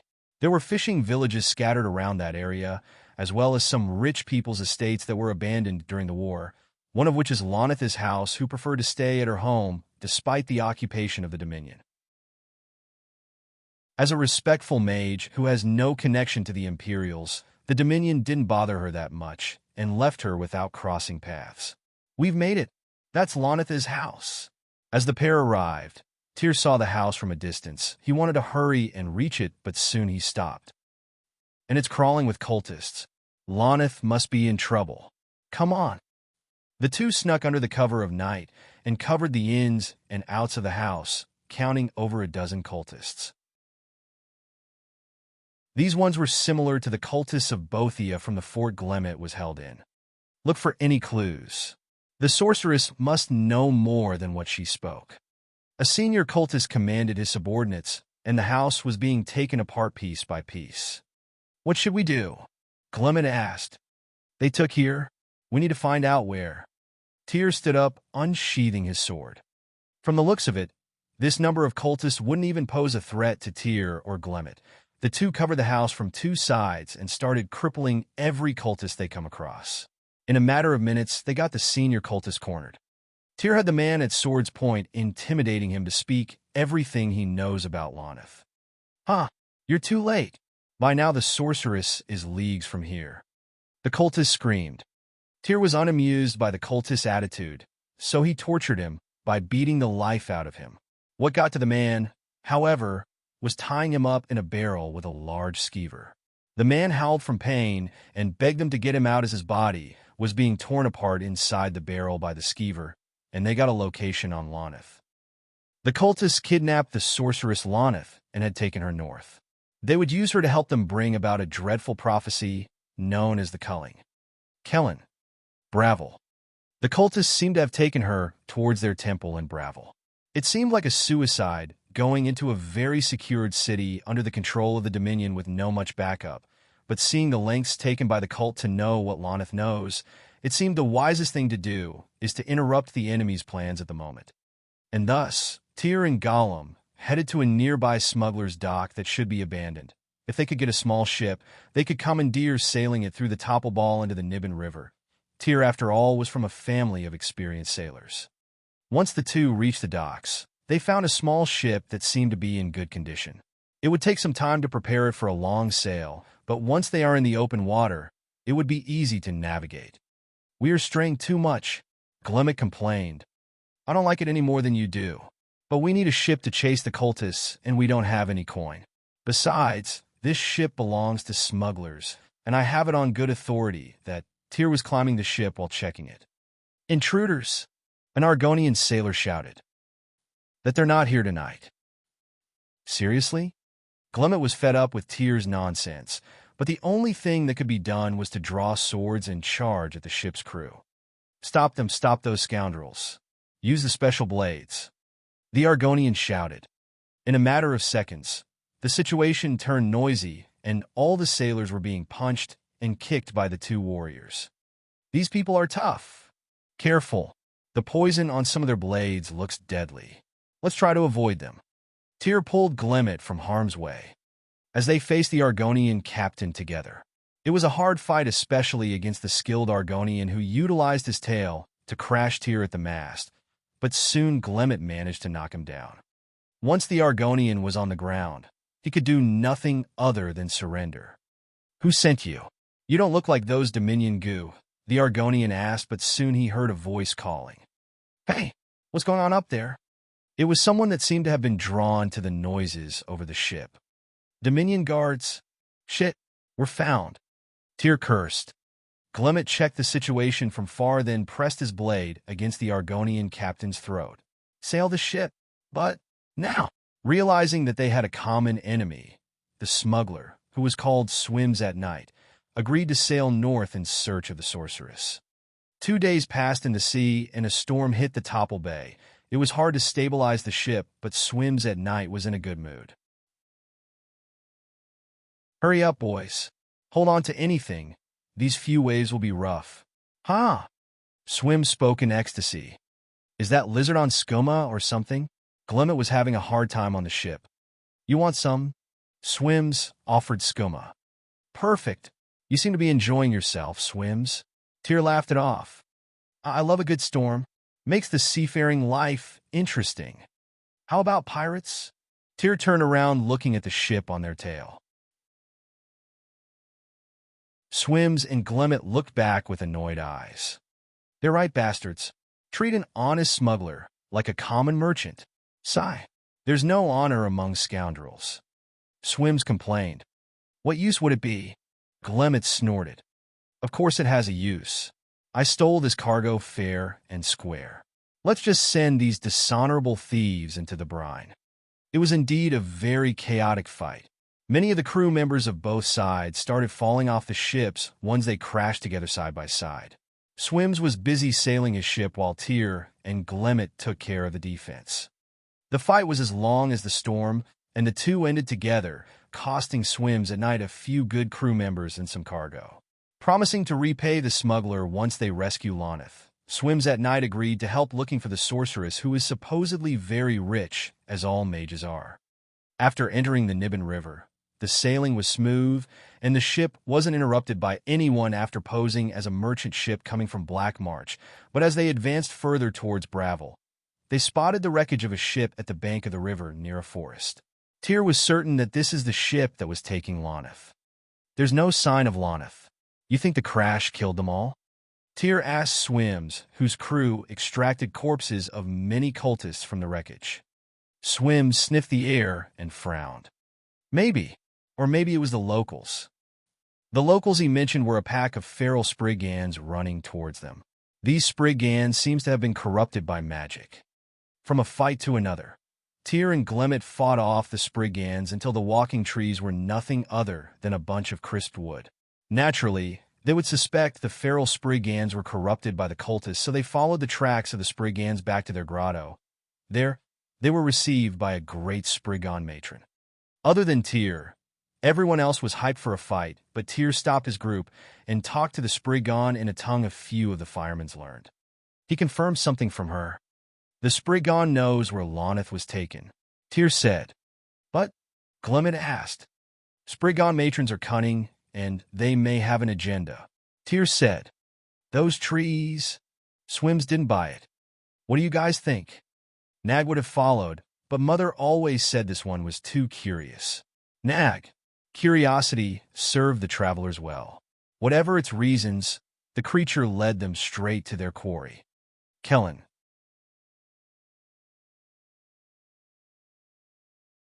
Chapter 487, Legends 3, Towards Fate. In an abandoned fort close to the marshlands of the Niben Bay, a group of Bothia's cultists took refugees after their ship crashed. After the storm that struck the Topple Sea, the ship was badly damaged and had to go through some repairs, but it was impossible due to the cargo they are carrying. If they were to stop in any city dock along the Niben River, things may get ugly with the Dominion guards despite the connections between the two groups. Yet once they were on the way to Bravel, the prisoners on the ship revolted and caused fire to catch on the sails and the foredeck. The crew tried to land as fast as they could on one of the banks of the river, but the ship's durability expired, and it broke apart, drifting into the marshes. The cultists managed to secure their most valuable prisoner, the sorceress Loneth, but they were attacked by a group of Spriggans from within the marshes. They managed to keep the Spriggans at bay, then found refuge in an old abandoned fort on the edges of the marsh, but the bad luck never left the group alone. This fort seemed to be taken as a home by a group of goblins that ferociously attacked the cultists and cornered, rendering them to their demise. Meanwhile, the sorceress Loneth managed to break free and killed the last of the cultists, imprisoning her, yet she was all alone against the unending horde of goblins. Azra, guide me. Loneth was no ordinary sorceress. She conjured the strongest storm Atronak she could muster as an expert mage and dealt massive damage to the goblins, but she was drained so fast. Loneth, it's Tyr. But in her darkest of hours, a very familiar voice called for her. In the following second, 3 figures appeared in the corridor she was fighting for her life in. I could use a little help here. Loneth called for her timely saviors to rally up and rescue her. Glempt, Tyr, and Swims at Night didn't wait one bit, and charged at the goblins, waving their blades and casting their spells. Those Daedra-worshipping little creatures were soon overwhelmed by the joint attack, yet they were relentless and many. If a goblin was killed, another 2 would take its place. Thanks for the rescue, said Loneth, the dark elf sorceress. Are all the cultists dead? Tyr asked. I think so, and if we're not careful, we'll be too. The goblins had a powerful chief with them when I first arrived. You'd better finish off as many of them as we can before he comes back. As the situation didn't seem to be getting better, so the team of 4 decided to utilize their skills to escape, but not long after, they ran into a blue-skinned goblin with a powerful staff. This goblin chief proved to be a real challenge. Glempt, who was developing his magic talent, faced this goblin, while Tyr kept the other minions at bay. Loneth worked on a strong spell to finish off the goblin chief in one go, but she needed time to cast it, which was secured by Swims at Night, who snuck behind the goblins and killed some of their strongest. By the time Loneth was done, a powerful dark spell was released and struck the goblin chief, taking away its life force in a blast. The spell was known as Daedric Nova. Good work, guys. This is really exhausting, Loneth said as she leaned on Glempt. Noticing that she acted casually, she looked at Glempt and smiled apologetically. On the other hand, Glempt acted gentlemanly and gave a hand for Loneth to rest. How are you doing? Tyr asked her. I'm fine. Thank Azura, she said. The people with you are? This is Glempt. I hired him to help me after I lost my backup agents. And that is Swims at Night. He will help us move in Cyrodiil, hidden from the Dominion. Tyr introduced his companions. Yes, hello. Loneth greeted the 2, while looking at Glempt. Hello. Glempt replied back with the same hint of interest. Tyr noticed the airs between the 2 and wanted to facepalm at the most untimely encounter, yet he had to butt in before anything develops. Loneth, I've tracked the cultists for days, till we found a place between Black Marsh and Cyrodiil, where I found their plans and rescued Glam over here. Over there, we learned of a prophecy called the Culling. I was hoping you can tell us what you know. Loneth had learned that the cult was secretly led by Lord Nerafin, the Dominion warlord who had captured the Imperial City. To bring about the prophecy, he intended to sacrifice all of the city's inhabitants. Loneth suggested they seek out the Imperial army, then in exile in Skyrim, and warn the Emperor of Nerafin's plot. Kellen. Miles and days later, Skyrim, Falkreath. No one in this tavern knows where the Emperor's forces are camped out, Tyr said. Or maybe the locals just aren't fond of the Imperials. Loneth replied while reading from a book. Not sure it is because of the lizard? Glemp pointed at Swims at night. Do you have something against lizards? Swims acted ready for confrontation. Tone it down, boys. We are here for information. Loneth said. These Nords won't tell us anything anyway. Swims replied. Goodness. Be smart, guys. Should I expose a shoulder to one of the hunters to get information on your behalf? Loneth teased them. Nords are racist, Loneth. Instead, you will get some angry wives chasing us with torches and pitchforks. Tyr said. Okay. As the group joked around, the Nords started to get annoyed by the noisy strangers, and some brutes decided it's about time to greet the Outlanders. The four were surrounded by a dozen brutes who hand their fourth to fifth shots of mead and wanted to let the steam off.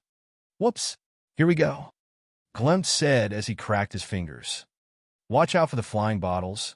Swims followed him. Why are they after us? Are they assassins? Dominion operatives? Loneth seemed a bit panicked. They're Nords. This is what we do for fun. Tyr joined the other two. Loneth had to slip away during the fight until the boys were done being boys, and the fight was concluded with everyone getting more bruises and fewer teeth. Also, with a location on the Imperial Army. The group departed from Falkreath to the Gerald Mountains in the south. If the locals weren't lying, the Legion should be nearby, Loneth said as she checked her map and the familiars she sent to the sky. The weather was a bit too hard to deal with thanks to the constant snowstorms on the Gerald Mountains, but sooner than expected the group ran into Imperial Legionnaires. There they are, Swims pointed. Something doesn't feel right. Glemp was cautious, seeing the soldiers. Meanwhile, Tyr advanced forward to greet the soldiers who were supposedly their allies. Hail! I am Tyr, Knight Brother of the Blades. The coming soldiers halted from afar and became tense. Next thing they did was to raise their bows and aim at Tyr and the others.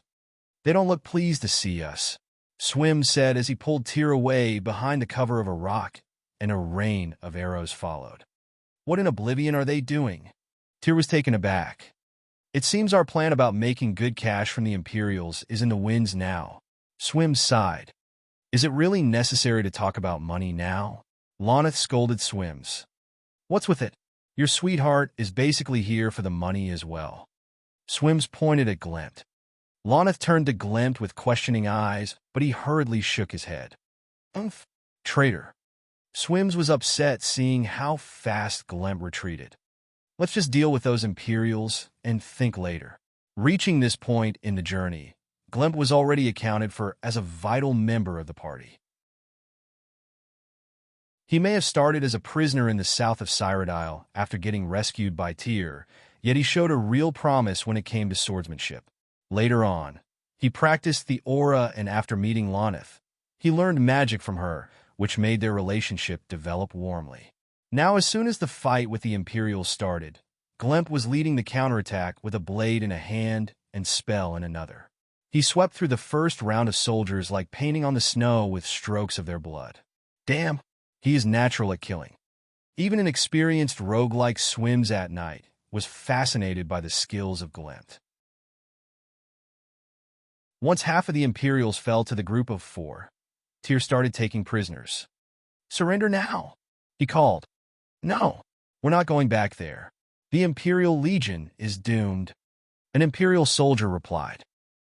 I knew it. You are deserters. The Imperial soldiers won't attack people out of the blue, like how those people did so from the beginning. Tyr suspected them to be deserters. The situation is this bad? Loneth exclaimed. It seems we will run into more trouble from now on, Glemp said.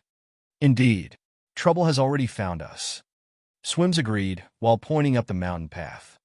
Up there, another wave of Imperials came on horsebacks with a strong, murderous aura surrounding them. Oh no, look, Legate Cash has arrived. Run, men. The prisoner under Tyr and Glemp tried to escape, but Loneth's magic restrained them. Soon, The other Imperials arrived and surrounded everyone else with their spears and lances. "Well, look who it is. Thanks for taking out those deserters from me, Tyr. Have you come to serve the Emperor once more?" Among the ranks of the Imperials, a pretty officer with short hair stepped forwards on a white horse. It was Legate Kasha. "Kasha, we need to speak with him immediately." Tyr walked to her. "How serious?" she asked. "Very." The Imperial camp was at the peaks of the Gerald Mountains, away from all the annoyance of enemy attacks. During the past year, the Imperials retreated into Skyrim to make a regroup and retake operation that should have lasted less than a year, but things escalated rapidly wrong. Whenever the Emperor tried to make a move, all his plans were seen through, and he couldn't make any advance. Eventually, all of Cyrodiil was under dominion, control, even the harsh lands of Bruma. Luckily, the Gerald Mountains area was a perfect fit to fortify the Imperial Legion from the Almarai Dominion. No matter how strong the Almarai Dominion is, they failed to take one step past the Pale Pass. On the contrary, the Nords of Skyrim has taken over the Pale Pass, with most of the Jarls and the clan heads of Skyrim gathered there. This secured the back of the Imperials in the mountains by both supplies and men, yet the situation has taken too long. The morals were dropping, and the soldiers were exhausted from the rocky place. Despite having the number superiority, the Empire was held at bay by the strong soldiers of the Almarai Dominion, who were simply lurking around every corner under these mountains. When Glemt and the party arrived at the Imperial camp, they met with more of Tyr's relatives.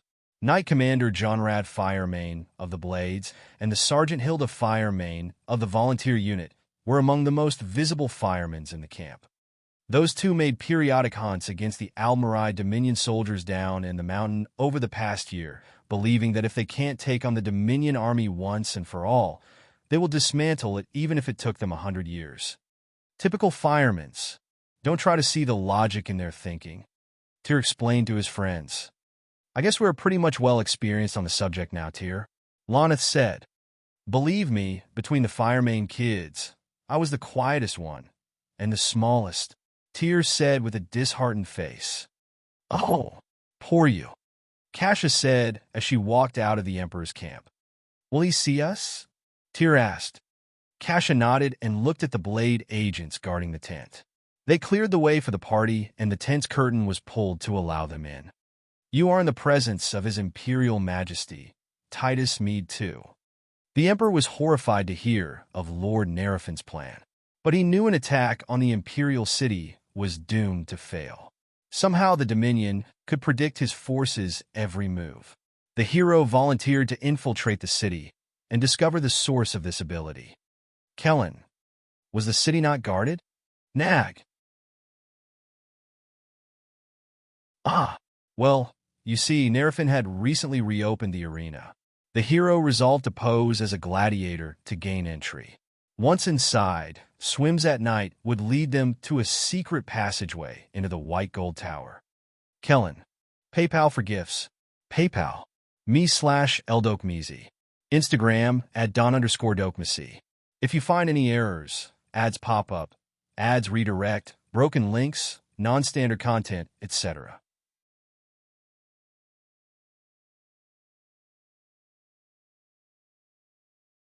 Chapter 488, Legends 4, a double chapter, Part 1. The largest city on Tamriel was home to a boundless population of humans that was restless since the day the Great War started. The truth is that the Almarai Dominion has spent numerous resources to keep the city in check, relying on many policies to tame the public. The people were between the upset and the mindless. Those who didn't care who sits on the ruby throne were either the beast folk or the elves, but the humans were the tough nut to crack in terms of controlling. Despite the humans having the numbers, the elves subdued all revolts with the power of their magic, sometimes crossing the lines to committing atrocities to the innocent Imperial that varied between public execution by archer squads or the aiming to cripple policy, which rendered many innocents missing limbs or with unhealable deformities. This was just the tip of the iceberg when it came to being remorseless towards the Imperials. The prison was expanded not because of being too small to hold prisoners normally, but because of being too small to have packs of prisoners in one cell. Imagine a prison cell with nothing but walls and a door holding to its fill a pack of humans who were forced to crowd together in the most humiliating fashion. None of them could sleep except while standing. Forget about the food, which is actually some leftovers from the garbage that gets delivered every 2 or 3 days.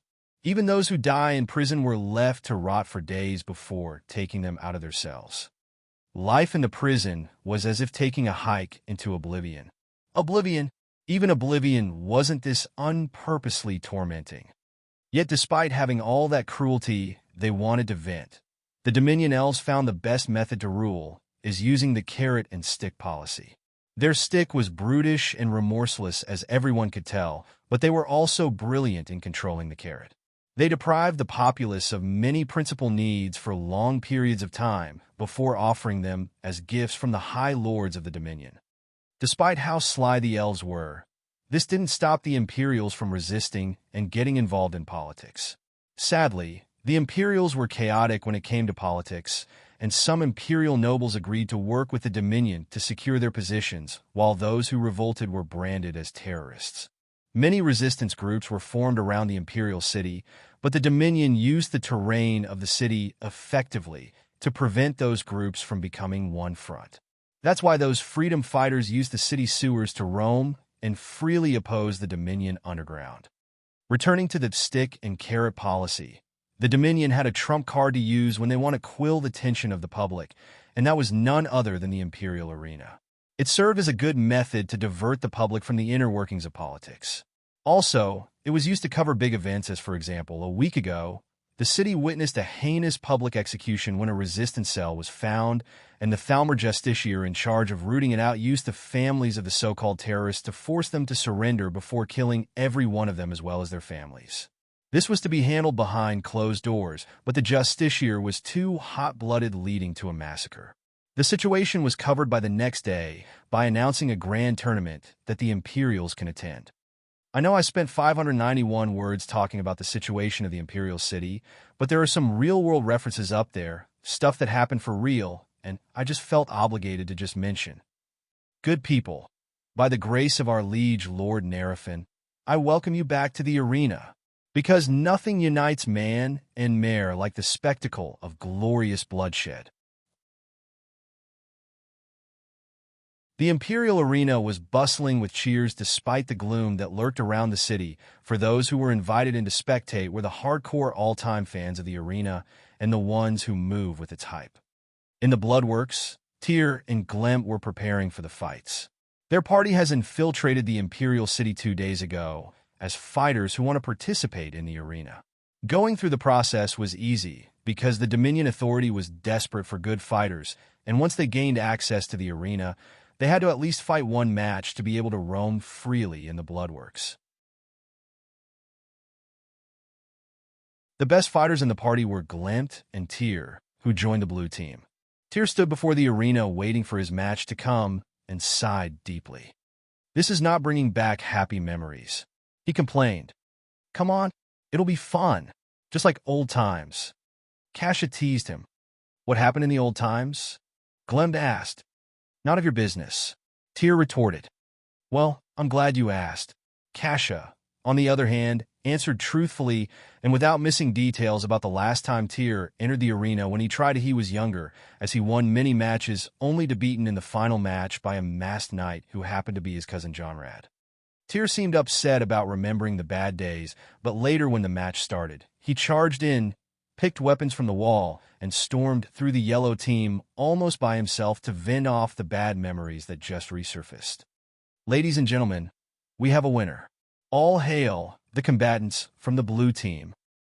The announcer called for the victorious blue team as the fighters greeted the spectators and withdrew quietly back to the Bloodworks.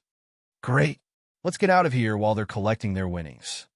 Tyr whispered to Glemp, and the two slipped away from the arena silently, leaving the rest of the blue team to take the limelight.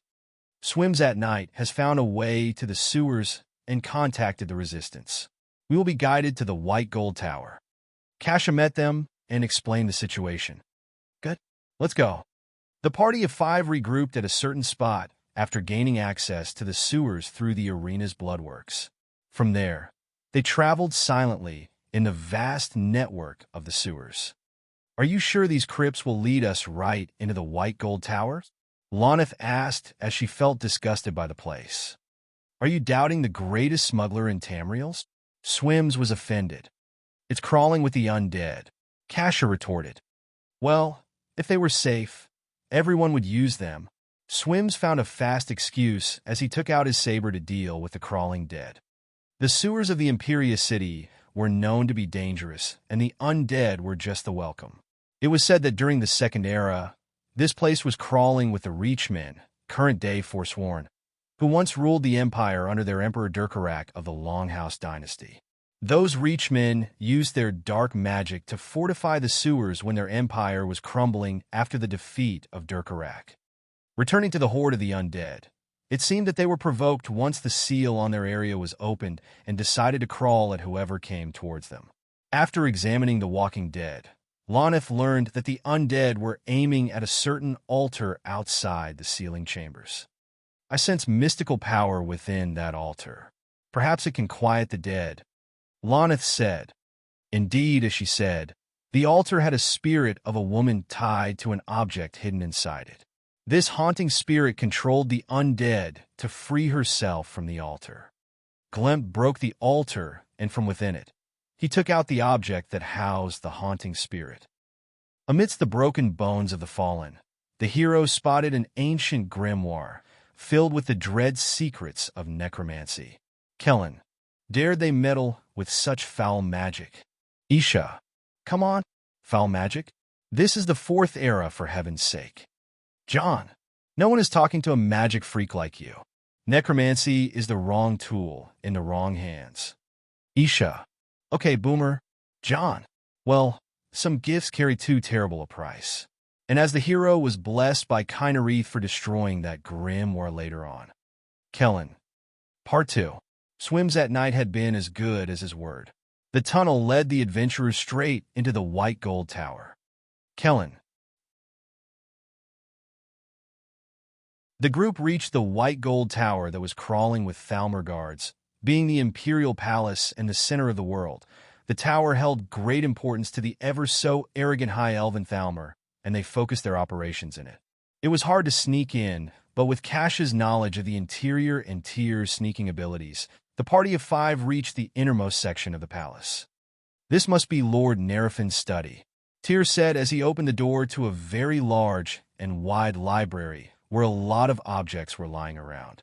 "Here we will find a clue for the mysterious Dominion superiority."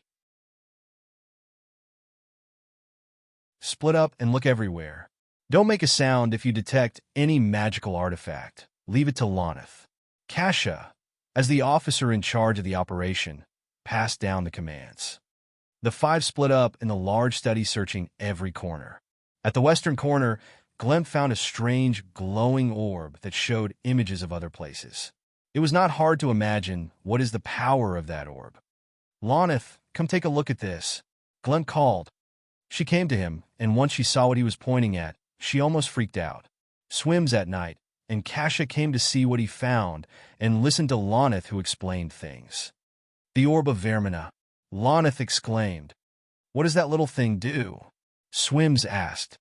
"It's an orb that was named after its patron, the Daedric Prince of Dreams and Nightmares, Vermina.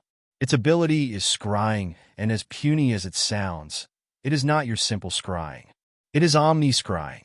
You can basically look anywhere and see anything, even a few seconds in the future." Lonith's explanation was enough to portray this artifact as the most dangerous weapon any army can have. Such a thing can turn an utter defeat into a complete victory, let alone an army as strong as the Dominions. So that's how they were tracking the army. Kasha stomped with anger. "Ugh!" A sound came from the other side of the study. "So it is, and I'd like you to step away from it very slowly." Across the room, 3 figures appeared. The first was a high elf, was a baleful presence, followed by a towering Draymora who was holding Tyr under his sword. That Draymora was Reeve.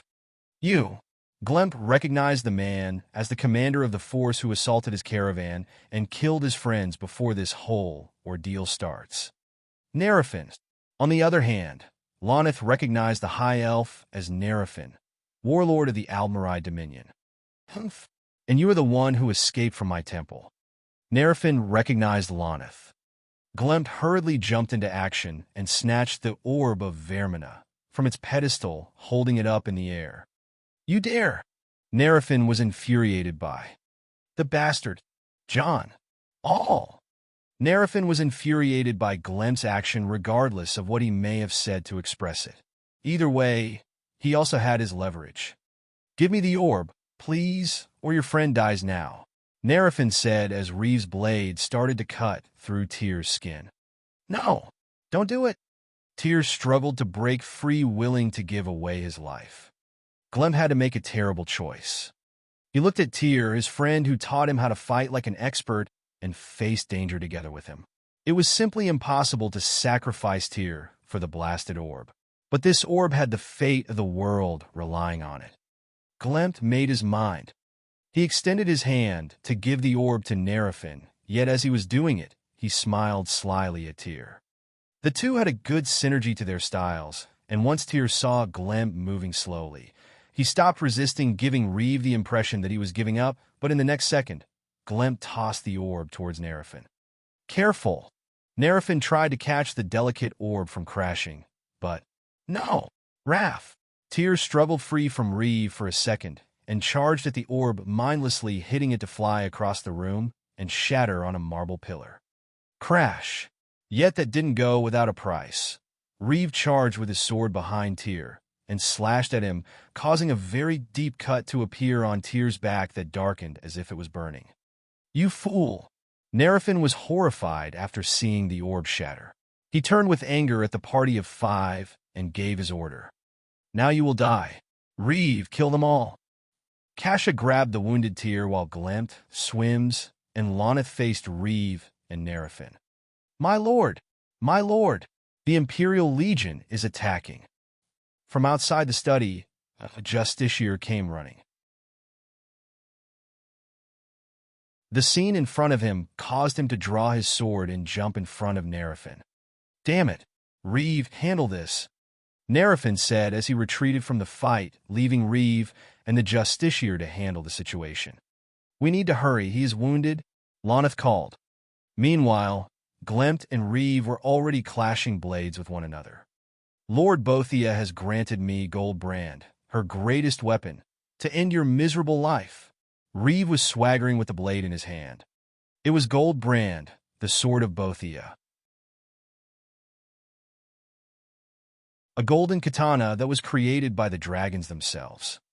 Glemp didn't back down and carried an aggressive assault against Reeve. Once, this Draymora was his jailer and controlled his life when he was but a captive. He defeated Reeve once thanks to Tyr's help, but now he has to fight it all by himself. Minutes later, seeing Reeve lying on the ground with wounds all over his body, Glemp realized how far he has come. The next sword swing was all what it took to send Reeve back to oblivion. Tink tink. From Reeve's hands, the blade fell on the ground and simply remained there. All those who were around looked at the blade as Glemp picked it up. Goldbrand, the legendary sword, was now in the hands of Glemp. Bothia didn't retrieve her sword by force. "Let's get out of here. How is Tyr?" Glemp returned to the others. "He's hurt, but he'll live," Kasha said as she supported Tyr. "He's in no shape to travel," Lonith added as she cast her best healing magic. "Glemp, leave me. You need to get back to the Emperor. Hurry." Tyr tasked Glemp with returning back. "Ever the tough guy. Come. Nerafin will have roused 100 swords by now," Swim said as he took the lead to return back to the secret passages in the tower. Kasha and Swim supported Tyr, while Glemp and Lonith rushed back through the sewers. They managed to get out of the city and took a boat across Lake Rumar. From there, they prepared horses to run across the heartland and reach the marching Imperial army in the south. Tyr was left in a safe house on the road, and the other 4 entered the Emperor's camp on the borders between the heartland and Bruma. "Look, The Emperor's guards, someone killed them. At that moment when they approached the camp, they noticed a large number of Imperial soldiers fighting strange assassins that kept coming from the shadows. The Emperor's tent itself was caught on fire, and the Emperor was fighting among his soldiers. At that moment, Glempt interfered using his new blade, Goldbrand.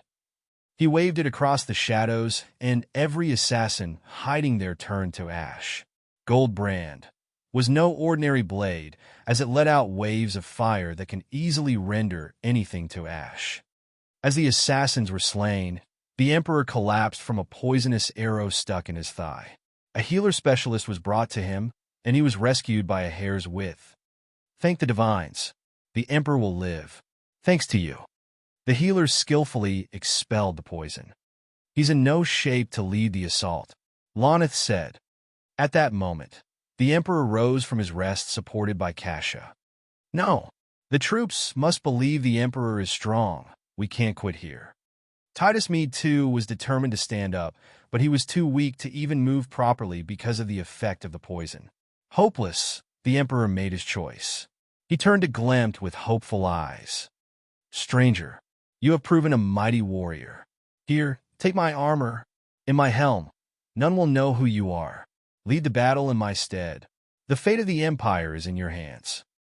Free from prying eyes, the Imperial forces launched a surprise attack from the west, followed by a similar attack from Cheydinhole. The hero would then lead the charge to the city gates. The gates fell to the might of the Red Legion, and the hero charged in the Imperial Palace. Their Lord Nerefin started the ritual of the culling. Many innocents were sacrificed throughout the year that the Imperial city. A showdown occurred between the supposed Emperor, who was wielding Goldbrand, and Lord Nerefin, who opened a gate of oblivion with many Daedra pouring through it. Thankfully, the culling was premature, and the might of the hero ended the grim prophecy. And so the city was saved. The people hailed the Emperor as a hero, little suspecting who their true savior was. The forgotten hero quietly left the city, little realizing that even greater adventures were yet to come. But that is a story for another evening. Kellen, how is this supposed to help us? Our war chief is dying. We need more than stories. We need, said Isha, who was on the verge of slapping Kellen for wasting her time. What you need is hope. I saw your war chief fight today in that ferocious mask of hers. As I think of it, it could have been anyone out there. It could have been me. Isha realized the moral of the story. She stood up with a tranquil face, looking at her companions around her. Mirren and Miranda may have had that thing going on, so they were not available at the moment, but John was sitting there meditating with the Ansei ward of his. He smiled and gave her a wink, both knowing how the battle will be from now on. So, our deal is over? Kellen asked. Indeed, John replied. You helped to inspire Isha and read the scroll. I'm ever thankful. Then we can leave, right? Nag asked carefully. Yes, my fluffy friend. You can go and take the scroll with you. My fate is already ruined enough. I'm not risking it for a fourth scroll. John said. Kellen and Nag looked at each other before standing up. It was an honor coming to know the hero of Winterhold, Thane John Dare. Kellen bowed and left. John smiled and shook his head. To think he would come across such an interesting story at this particular time. Fate was indeed mysterious. Glempt started as a normal man with no skills whatsoever, but because of fate, he grew to be a very capable warrior in just a few months. This meant that most of John's struggle thus far could be skipped once his fate takes a turn and the wheel turns on him. Not just that, but to think his Uncle Tyr, his teacher Lonith, and General Kasha had just history. Who would have thought? Meanwhile, Kellen and Nag met with Isha. Kellen spoke to her. Let's you and I pay our respects at the command tent. I have the strangest feeling that the war chief is about to make a miraculous recovery. PayPal for gifts. PayPal. me/Eldokmezi. Instagram at Don_Dokmesi.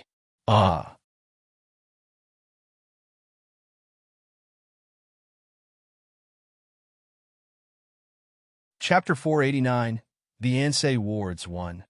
Big thanks for our new patrons. At Connor Ciola, at Valindral. 3 days earlier, 17th Rain's Hand, April, for E200. When Beth informed John of the prophecy getting clearer, she said that they only have 3 days to prepare. In John's book, that's enough time to raise an army, but an army wasn't enough. What happens in 3 days? What happens in the 20th of Rain's Hand? According to the system's calendar, it is the Day of Shame, a day in which the people of the seaside villages and cities of Hammerfell do not leave their homes.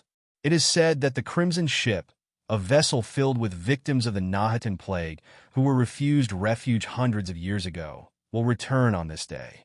This plague was one of the deadliest diseases to infect the populace of Tamriel, lasting for 43 years, from the year 2 E560 to 2 E603. The aftermath of the plague was the destruction of the non-Argonian population of Black Marsh and instilled outsiders with a fear of the province for centuries. Still, the most devastating effect was the extinction of a certain race of men called the Kothringi. The Kothringi, much like the Atmarans and the Yukadons, were an original race of humans with a very distinctive silver skin. They are considered the only human race indigenous to Tamriel. According to the books of history, the last patch of Kothringi escaped from Black Marsh in a ship with crimson sails and tried to land in multiple docks seeking asylum and cure. Elsewhere, Valenwood and Somerset refused the human refugees until they reached their human cousins, the Red Guards of Hammerfell. By that time, the plague was known to be very deadly, and Hammerfell refused to take them in. It was the last thing known of the Crimson Ship and of the Kothringi race, and a mark of shame in the Red Guard history. Regarding the prophecy of Beth, it marked the day of the return of the ship, the day to be their days from this day, the day of shame. To the Hunding Alliance, this was a very important piece of news that none was prepared for. It means that not only they have a worm cult to worry about, but also a fleet of avenging wraiths that are holding a very nasty grudge. It is very nasty for them to return now, of all times. John exclaimed, "You're going to deal with it?" "Of course. Do you see any other laborer around who is willing to deal with a disastrous plague?" "Hold up a minute. I've dealt with the mutated disease in Morrowind, the cursed disease in Elsewhere, and now a sailing disease. I like this development. What am I? A laborer or a doctor without borders?" "You're still doing very well," Beth said. "Very well, my ass." John flicked her forehead.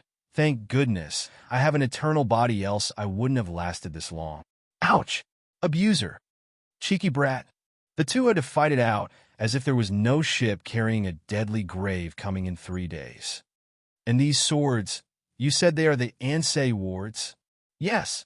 Despite being ancient, the Ansei wards are the most important 3 relics in Hammerfell. When Hammerfell faced a great threat from a group of powerful elven necromancers, the Ansei heroes Maja, Raiden, and Halila sacrificed themselves to protect the people from the risen dead. As part of a covenant with Tuwaka, each Ansei channeled their spirit into the blade they wielded in life. These swords became known as the Ansei wards, and would protect the land from even the most powerful necromancy. "So, you think I am worthy enough to wield an Ansei ward?" John asked. "You are doubting yourself?" Beth was taken aback. "I'm not overestimating myself. I'm not sure if I am a match to a real Ansei without the voice, and there is no living Ansei to prove the fact so. You are right. You are not worthy to wield an Ansei. It won't accept you." Beth acknowledged what John said. "Next time, sugarcoat it." John flicked her forehead again. "Ouch!" "What about Mirren and Miranda? Why did you choose them?" "They are not worthy as well, but they have a better chance than you," she added. John was about to flick her forehead again, but she dodged it cleanly. "Nice one. Thank you. And what do you mean by that?" "The two have a special bloodline, a strong magical bond, and a powerful blessing. You are not the only one with all that, you know. Then, they have their own powers, so don't be offended." "Okay, that solves the problem. 3 of us and 3 Ansei wards, this should be."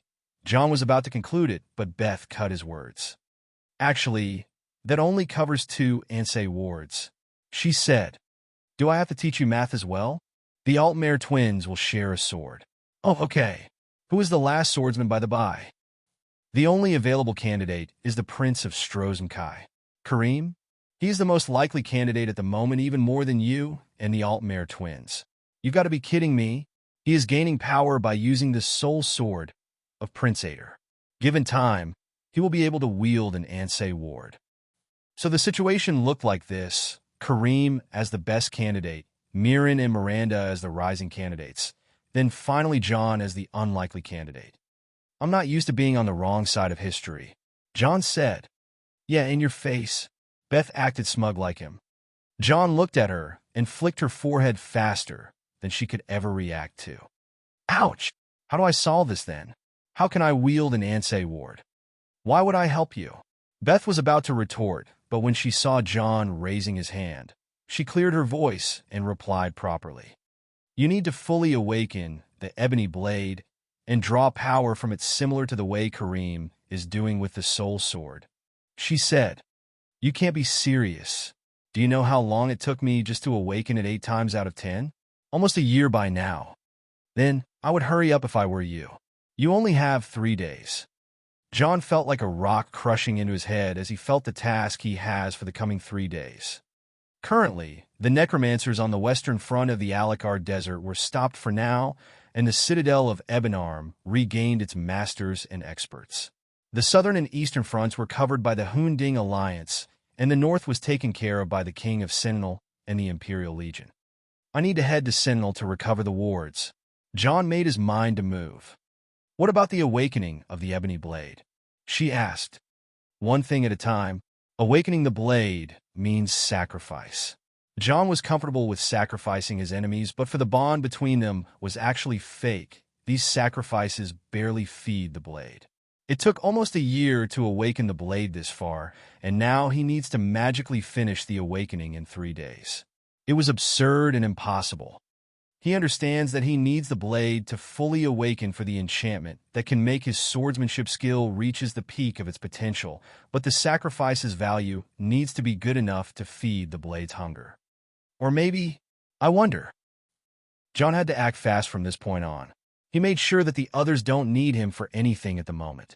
The war chief of the Citadel was being healed, and in a better state compared to before.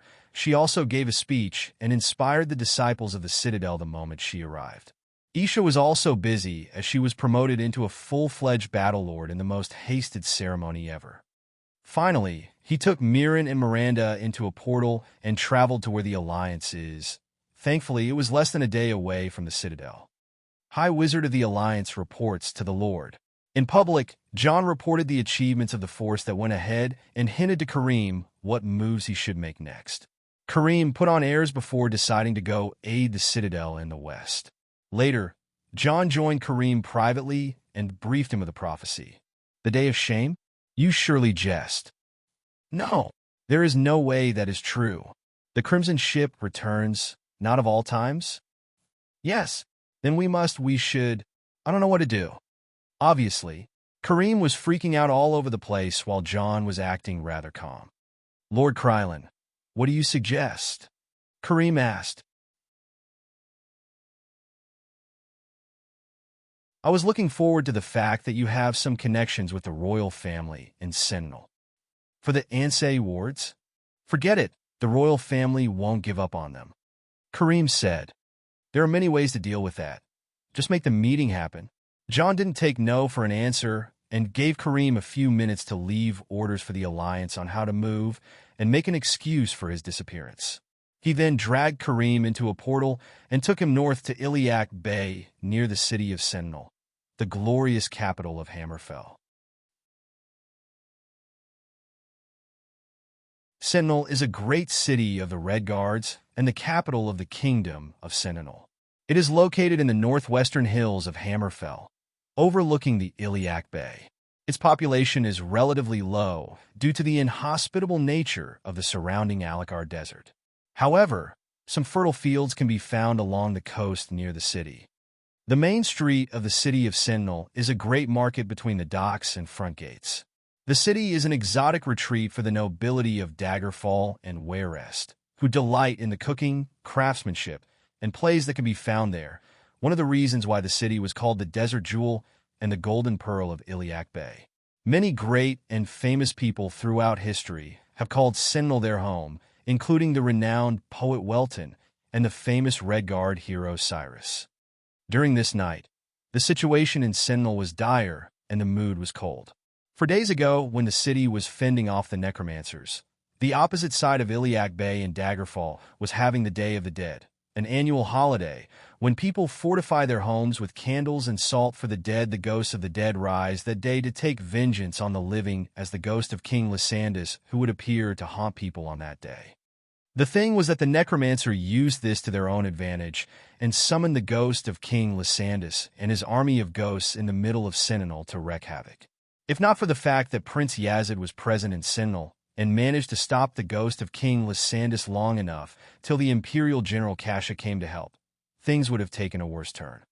Right now, the Imperials were welcomed in Hammerfell as long as the undead are dealt with. If all goes well, this will improve the relationship between the Empire and Hammerfell to a certain degree. The forebears of Sentinel would surely love that. Putting all this and that aside, the Imperial came with an unexpected ally from Skyrim. A team of the Nordic companions led by Vilkas and Ela, two famed Nord heroes. Look at those soft guts. They saw some ghosts for one day and already hit the gutter. Bunch of snowberries, said a red-haired girl wearing light clothes. You can't blame them, Ela. Not everyone can handle those magic dead things walking around their homes. Vilkas replied to her. The two represented two different opinions of the companions. Ela was the wild and brash version of the companions, while Vilkas was a quiet and calculative warrior. Those two were on an expedition to hunt a large beast near Dragonstar. It was said to be a bear with the size of a mammoth. Such a beast killed many people and terrorized the region for months before it was put down by a special arrow crafted in Winterhold and shot by Ela. It was a glorious hunt that Ela offered its hide in the name of Prince of the Hunt, Herson, and prayed to meet her lover in the near future. Luck smiled on her, and fate worked on her favor, for at the same time, she was mocking the refugees that were flooding Sentinel near the city gate. A certain mage waltzed into the city through a portal and made the guards call for all manner of help. The companions charged into the city to meet the rogue wizard, who happens to be a very familiar man with the tendency to do things at his own pace. John has arrived at Sentinel. PayPal for gifts. PayPal. me/Eldokmezi. Instagram at Don_Dokmesi.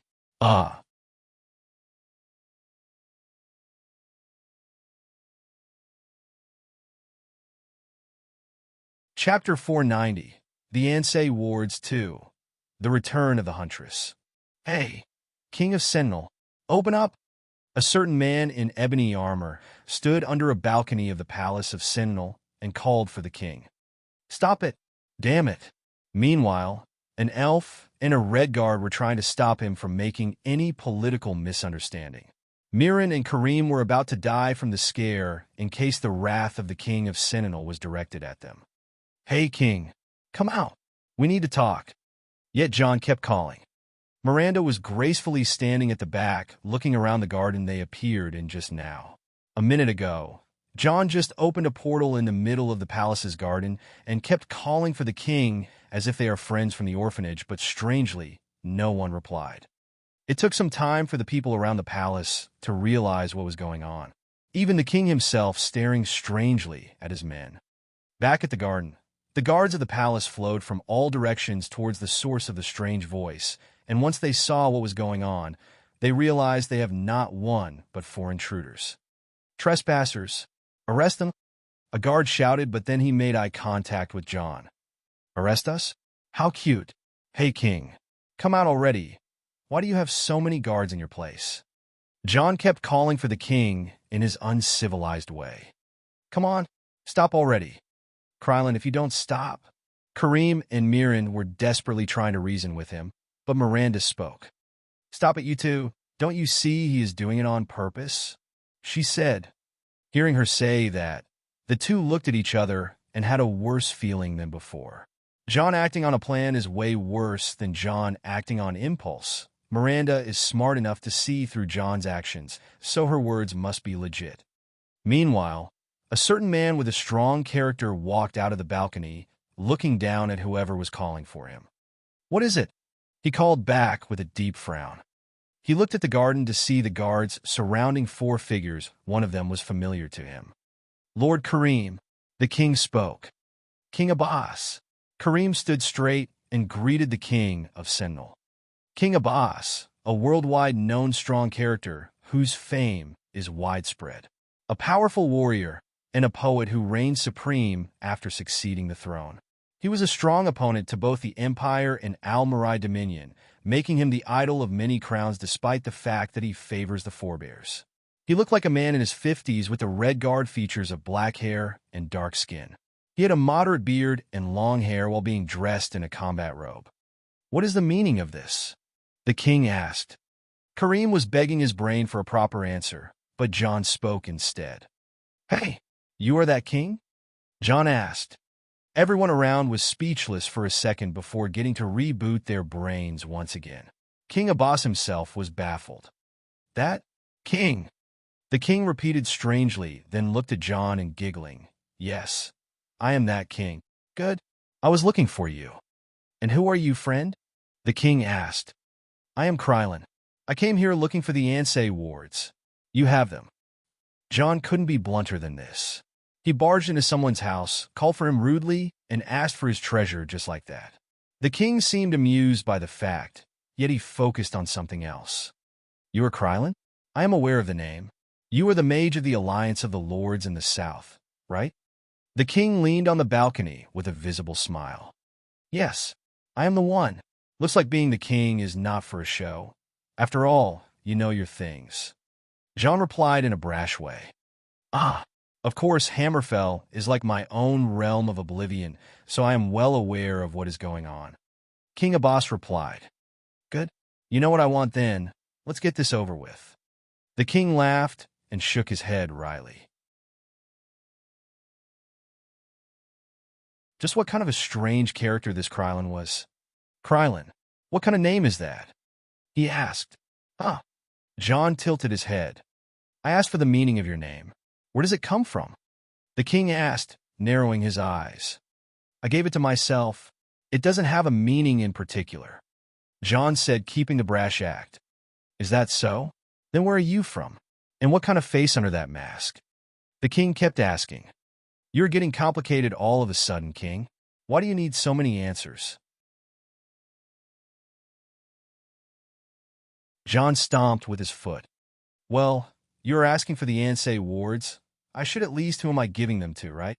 Oh, right. You are a wise man, king." John agreed and removed his mask. Beneath it was his appearance from his past life remodeled to fit on his large body.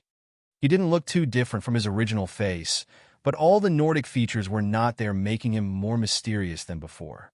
Are you an Imperial or a Red Guard?" "No, too large." The king finally showed signs of being baffled, but he soon returned to the composed atmosphere that fits a king. "Where are you from, Krylin?" "Me? I don't know," John said. "What do you mean?" "I was born on the caravans that roam Tamriel. I have no particular home." John claimed to be a man of unidentified ancestry. He was a human indeed. He could be more of a Red Guard or Imperial than other races, but he still was hard to identify. It was then when the king made an understanding face. "So, a nomad?" The king nodded and stroked his beard. Nomads are indeed the answer the king thought of, and the thing John was aiming for. In his mind, John was making a victory pose, but he kept a calm face. Nomads are the uncultured folk that roam the land. They're not fixed to one place or fight for any country, much like the orcs. They don't even follow any faith and have little to no understanding of modern society.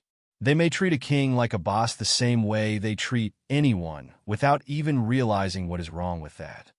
All in all, they are people who are impossible to educate in normal standards. One of the things they are unique for is that in their ranks, they're joined by all sorts of people from all sorts of races. This mobile society survives on hunting, gathering, and raising cattle. Some are peddlers who carry goods from one place to another, while some are performers or even raiders. There is no way to predict those damn nomads whatsoever. Now that he thinks about it, in the report that arrived lately about the Hunding alliance led by Prince Karim of Strozmkai, it was said that the mage Krylin is accompanied by a minotaur, a type of a creature that civilized people won't associate with. If this Krylin guy was a nomad, then things will dramatically change. John knew that the king had the impression that he is the actual leader of the Hunding alliance rather than Karim, who acted as a figurehead. This was actually true, but now that John acted as a brash nomad in front of the king, then it is impossible for a nomad to organize an army and give the cult this serious beating. The king looked between John and Karim and bought the act John was selling. He suspected Karim to be the actual leader of the Hunding alliance, and Krylin is just a nomad who came across Karim somehow and was convinced to join the fight against the worm cult. If that was all true, then Prince Karim of Strozmkai had more talent than what the king knew. Fine, guide them in. The king gave a signal to his guards as he decided to take a closer look at those sudden guests. John kept a natural face until he put back the mask and then let out a wide smile. With lust on, he can be the greatest actor on Tamriel. The powers of metamorphosis and truth inducement were not just for interrogation or changing appearance, but can do much more than that. He skillfully slipped through the judgment of King Abbas for the sole reason of keeping a low profile and shifting the credit for establishing the alliance for Karim. The only one who realized John's plan other than Miranda was, "This Nord bastard." A voice rang into the head of Karim. Karim lowered his gaze to the sword on his hip and held the hilt. "Lord Ader," he whispered. "When that blasted Nord said he would make you the figurehead, he didn't mention anything about a scapegoat." The voice of Prince Ader spoke to Karim. What do you mean?" Karim almost went pale.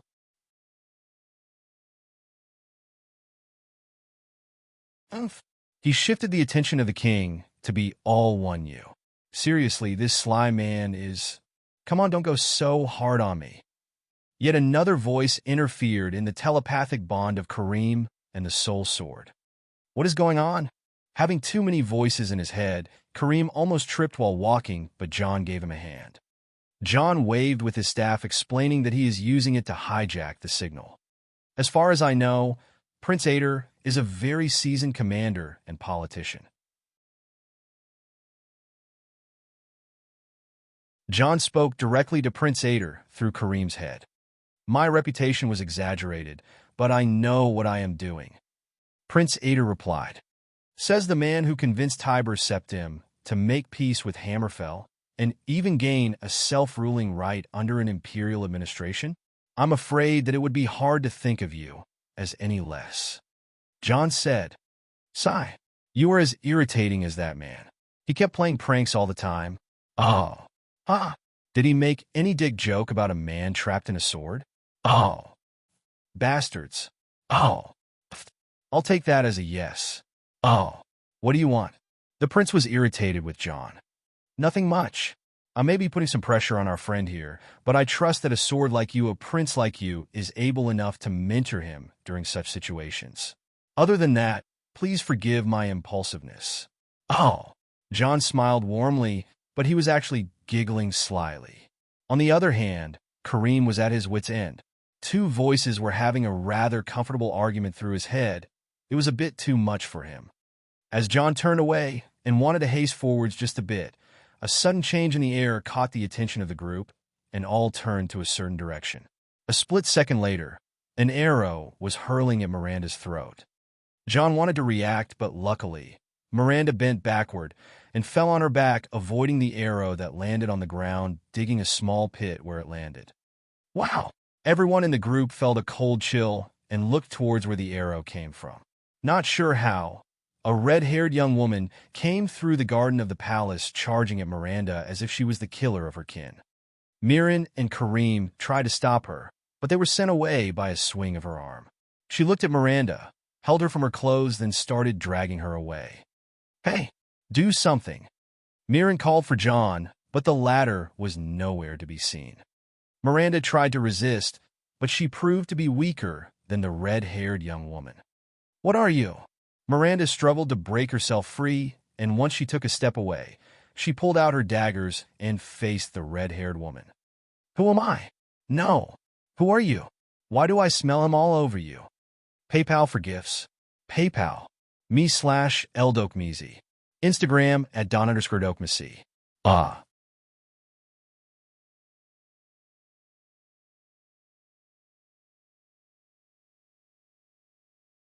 Chapter 491. The Ansei Awards 3 for 5. First and foremost, I would like to congratulate us on releasing our actual Skyrim SE gameplay on YouTube, voiced by the humble me, and all. Give it a like and subscribe to the channel. Also, the biggest thanks there is to the new S-rank patron, the esteemed Crown at Evaro Crown. Also, thanks to our new patrons, at Mad Calamity, at Sterlich 3523, a triple, X3, Chapter, X3, Part 1, a dragon and a wolf. Each girl John is in a relationship with is different in a way. Alina is the sweet, ladylike, well-endowed beauty who tends to him the most. She is a two-faced person, not in a bad way, but her anger is something that makes the weather shift. She is quite the jealous type, but she knows her position as the only woman who stands to him shoulder to shoulder, his true partner. Jellinar started as John's thrall and takes pride in every aspect of the fact. She shifts moods all the time like day and night. She likes strange things and tends to please John by anything possible. She was with him long before Alina, and all know her value to him. Despite all that, Alina never got jealous of Jellinar because the former knew that the latter has something that she never had and quite admired, a sprinkle of crazy. On the other hand, Ela was the latest addition to the family, and the former two didn't accept her well at first. She was a werewolf, and she loved to be violent in her relationship with John. She also doesn't live under John's roof and prefers to journey all over Skyrim, then return to him telling tales. John quite liked her attitude, and Alina let it pass for the only reason for John getting less involved with the bathhouse girls after Ela joined the gang. Ela was later accepted by Alina and Jellinar, especially during the time John went missing in Markarth. She spared no effort and mobilized every companion in Markarth, not leaving the Reach until John was found. Between the passionate Alina, the naughty Jellinar, and the hardcore Ela, John managed to please and be pleased with 3 women, but once he had to leave Skyrim. It started to feel a bit lonely, and his meditative training started to decline because of the lack of partnership to exchange in Newick and Podomic energies. That was until he met Miranda and hooked up with her. As his latest partner, she was well aware of his wife, girlfriend, and mistress, respectively Alina, Jellinar, and Ela. John and Nefertiti would talk about them all the time. Despite being a smart person, Miranda was dense regarding relationships despite her masochist tendencies and barely thought of John's partners as anything she should be wary of. But now she was in front of Ela, not knowing who she is up against. Between Ela and Miranda, Ela was much stronger. She put down both Mirren and Karim in one move, dragged Miranda all by herself. Forget about martial skills and artistic moves. Ela was faster, stronger, and moved efficiently without wasting energy. She was with John much before Miranda and learned meditation and a lot of things from him. She was not someone they can compete with. On the other hand, Miranda was pulling her karambit daggers to face Ela after losing her bow. Ela was wearing a fur armor which was known to be just trash, yet her version of fur armor was none other than Savior's hide, the armor that can even block a stab from the spear of bitter mercy. "Come, I'll give you a good thrashing and make you talk," the huntress said with a wild grin. Her face was scary even with her beautiful looks. The paint on her face covers most of that beauty, but one closer look is enough to reveal it all. On top of that beauty, her aura was that of a beast, a terrifying aura that gives terror and makes the opponent feel weak and tremble with primal fear. Her red hair was disheveled, as she likes it to be, giving the huntress the looks of a true wildling, and just like Miranda, she is a master of archery and dual daggers. Hiya. Miranda didn't want to be exposed to Ela's intimidation more than that, so she took the first step to attack. She stepped forward, not rushing, and performed an uppercut with her blade aiming at Ela's neck. Ela avoided, but an instant later, she discovered that Miranda was ghosting another attack with her knee under that uppercut. Anyone would be confused by Miranda's flexibility, but not Ela. She opened her maw wide and bit Miranda's knee with her mouth. This was not natural. This was not normal by all means.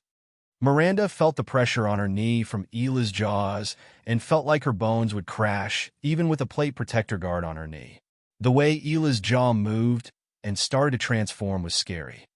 Miranda tried hard to free her knee before Ela could chomp it off, so she stabbed towards Ela with a dagger and cut the strip of her knee guard with another, yet Ela was much faster.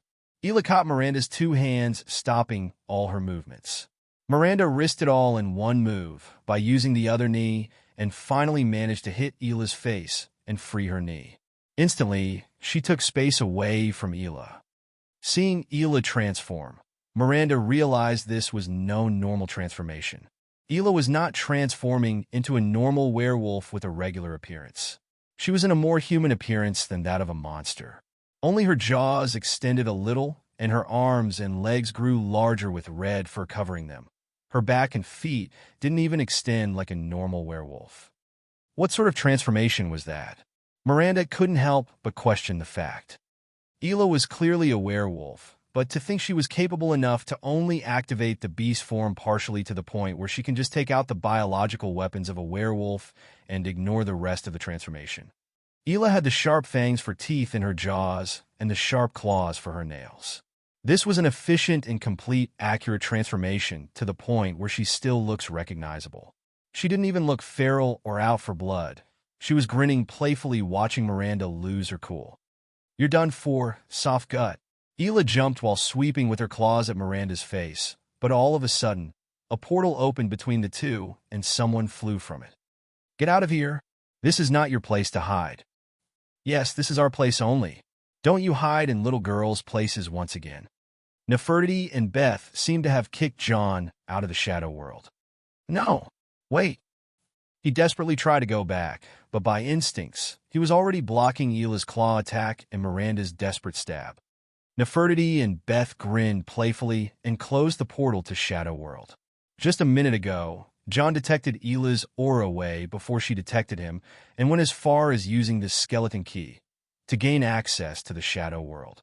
Nefertiti and Beth, who were hanging out over there, discovered him and sent him away by force, right in the most awkward of positions, all thanks to Beth's accurate planning and Nefertiti's flawless execution. Meanwhile, John was feeling some intense gazes burning through him. Hey girls, I see you've already met." Swoosh, swoosh. All of a sudden, their anger was completely directed at him. Flawlessly, John teleported away. "We can talk about this, just calm. Don't tell me to calm down." Miranda was displeased. "You unfaithful man." Ela was more aggressive. "Oh, okay." John was feeling awkward about the two girls facing each other this way, and him hiding at this time. He knew that Ela won't hurt Miranda, or Miranda would be able to hurt Ela, but the two were still on bad terms. "That's your werewolf girlfriend?" Miranda put on alt-mare airs. "Oomph. You're dating a snowberry elf." Ela mocked Miranda bluntly. "Okay, I guess you guys should maybe calm down. I'm leaving, going ahead." Miranda didn't want to stay any longer and walked away. John looked at Miranda as she left and didn't say much. He then turned his eyes at Ela and wanted to say something, but he only smiled at her. "You're still short-tempered," he said. She looked at him as she reversed her transformation quite smoothly. "You're still playing around," she said. "Come on, is that what is really making you upset?" he asked as he walked closer to her. He extended his hand to hold her hand, but she walked back. "Don't touch me," she said and backed off. "But I missed you."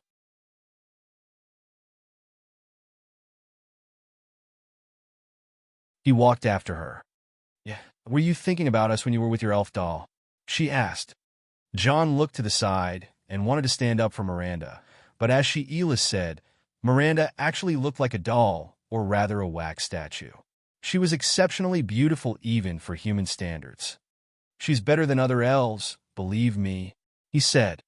"She looks like a dumb blonde bimbo." Ela pushed him away.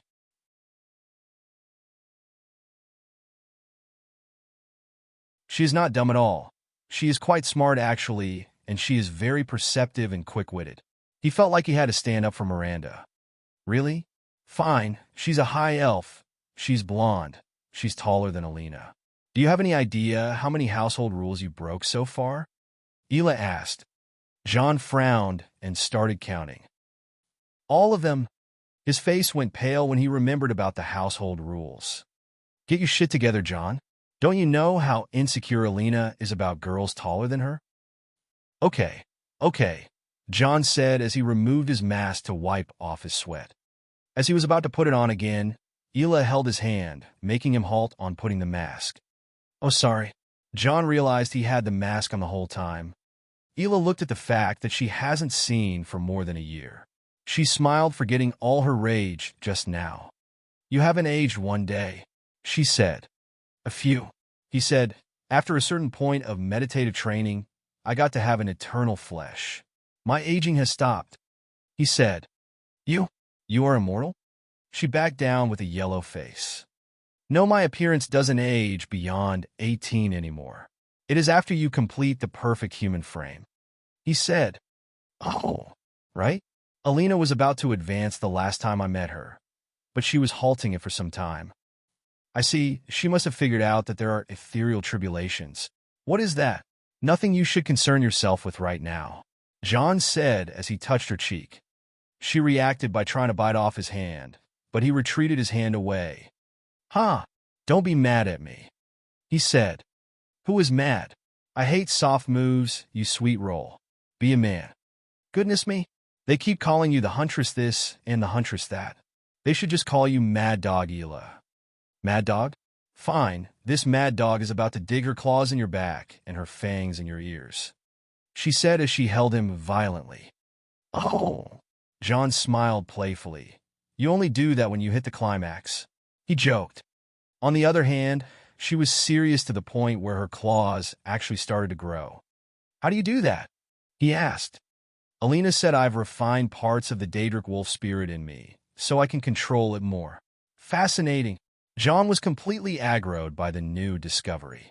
Now, I'll refine that dragon between your legs. Oh, are you now? John felt like being flattered and changed his accent a bit Bretonish. Well, I must say I'm quite intrigued, but we are in a royal garden now, and I hate to make the king wait. You care? John looked around, then called out Mirren on telepathy. Make the king wait. He'll wait. Part 2, Kingabos. Sometime later, John joined the group back in the front of the king's palace where some guards were on standby. Quiet, blunt of you to make the king wait. A young man spoke to John directly. Can a man do his business in peace? John replied rudely. TSK. Damn nomad. The other man didn't seem to be quite pleased with John's attitude. Umph. John snorted in disdain, not even willing to acknowledge whoever the man in front of him is. Where is the king? To John's question, the man turned his head. He's making us wait as well. Really now? John didn't seem to like it. Peasant, when you are presented in front of the king, you better get on your knees. The young man present spoke to John. Why? Do you guys have walking problems when you stand in front of that king? John spoke bluntly, taking the nomad role a bit too far. You insolent. The young man was about to rush at John, but a voice stopped him. Prince Said. It was Ela calling for him. Zaid stopped glaring at John when he saw Ela and made an awkward face. Warrior Ela, it is nice to see you. What brings you here? He asked with all smiles. Ela rolled her eyes while looking aside, then faced the young man who happened to be a prince once again.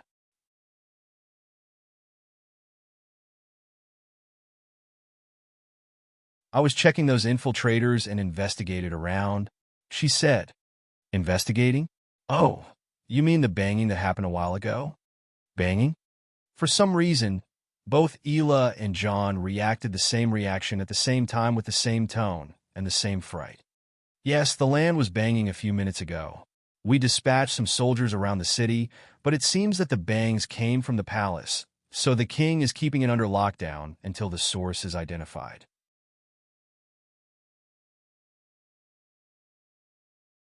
Prince Said said, Oh, that banging. John made an understanding face, so fast. Yes, I felt something of the way.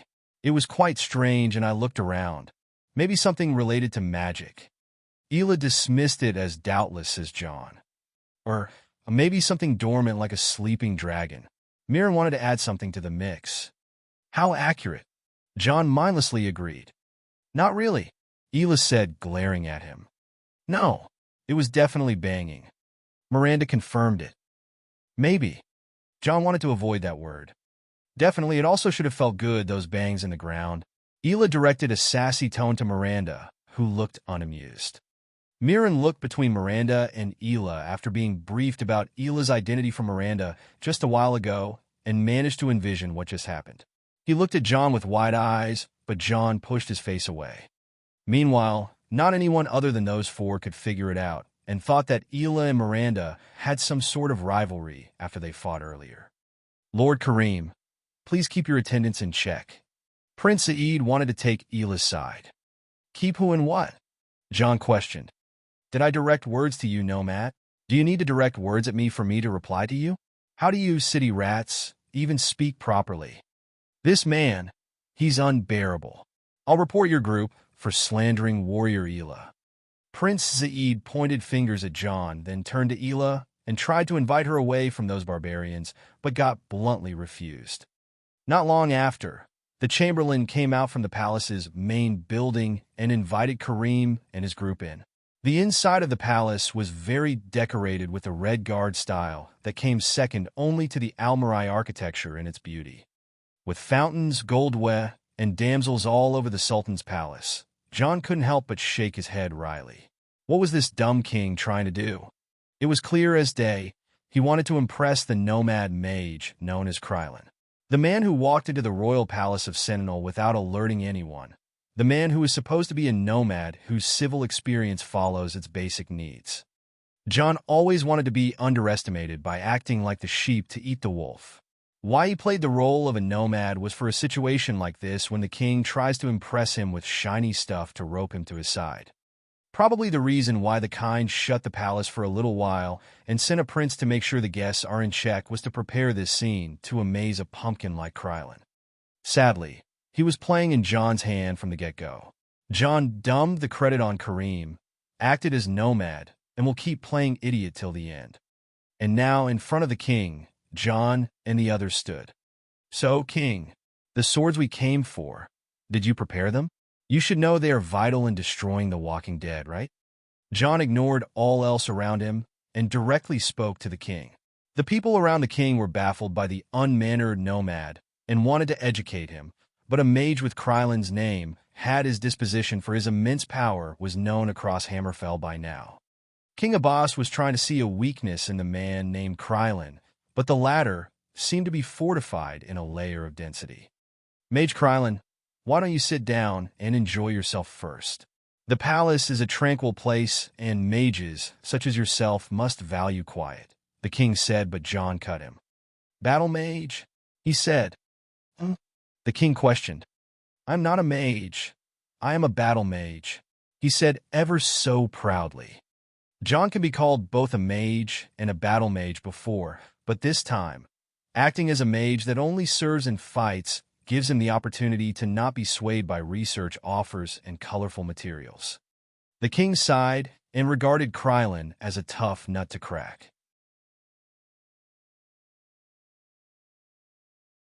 He needs his ally, Kareem, in pocket first, and from there he can exercise some control on John, but from what it looked like, John was pretty independent of the army.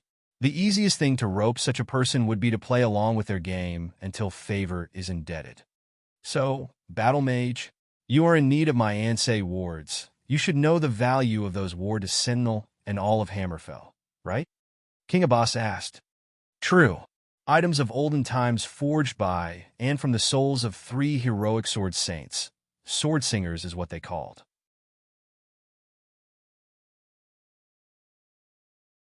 They forged a pact with the divine spirit and became the ultimate bane of necromancy in Hammerfell, or so the myth tells.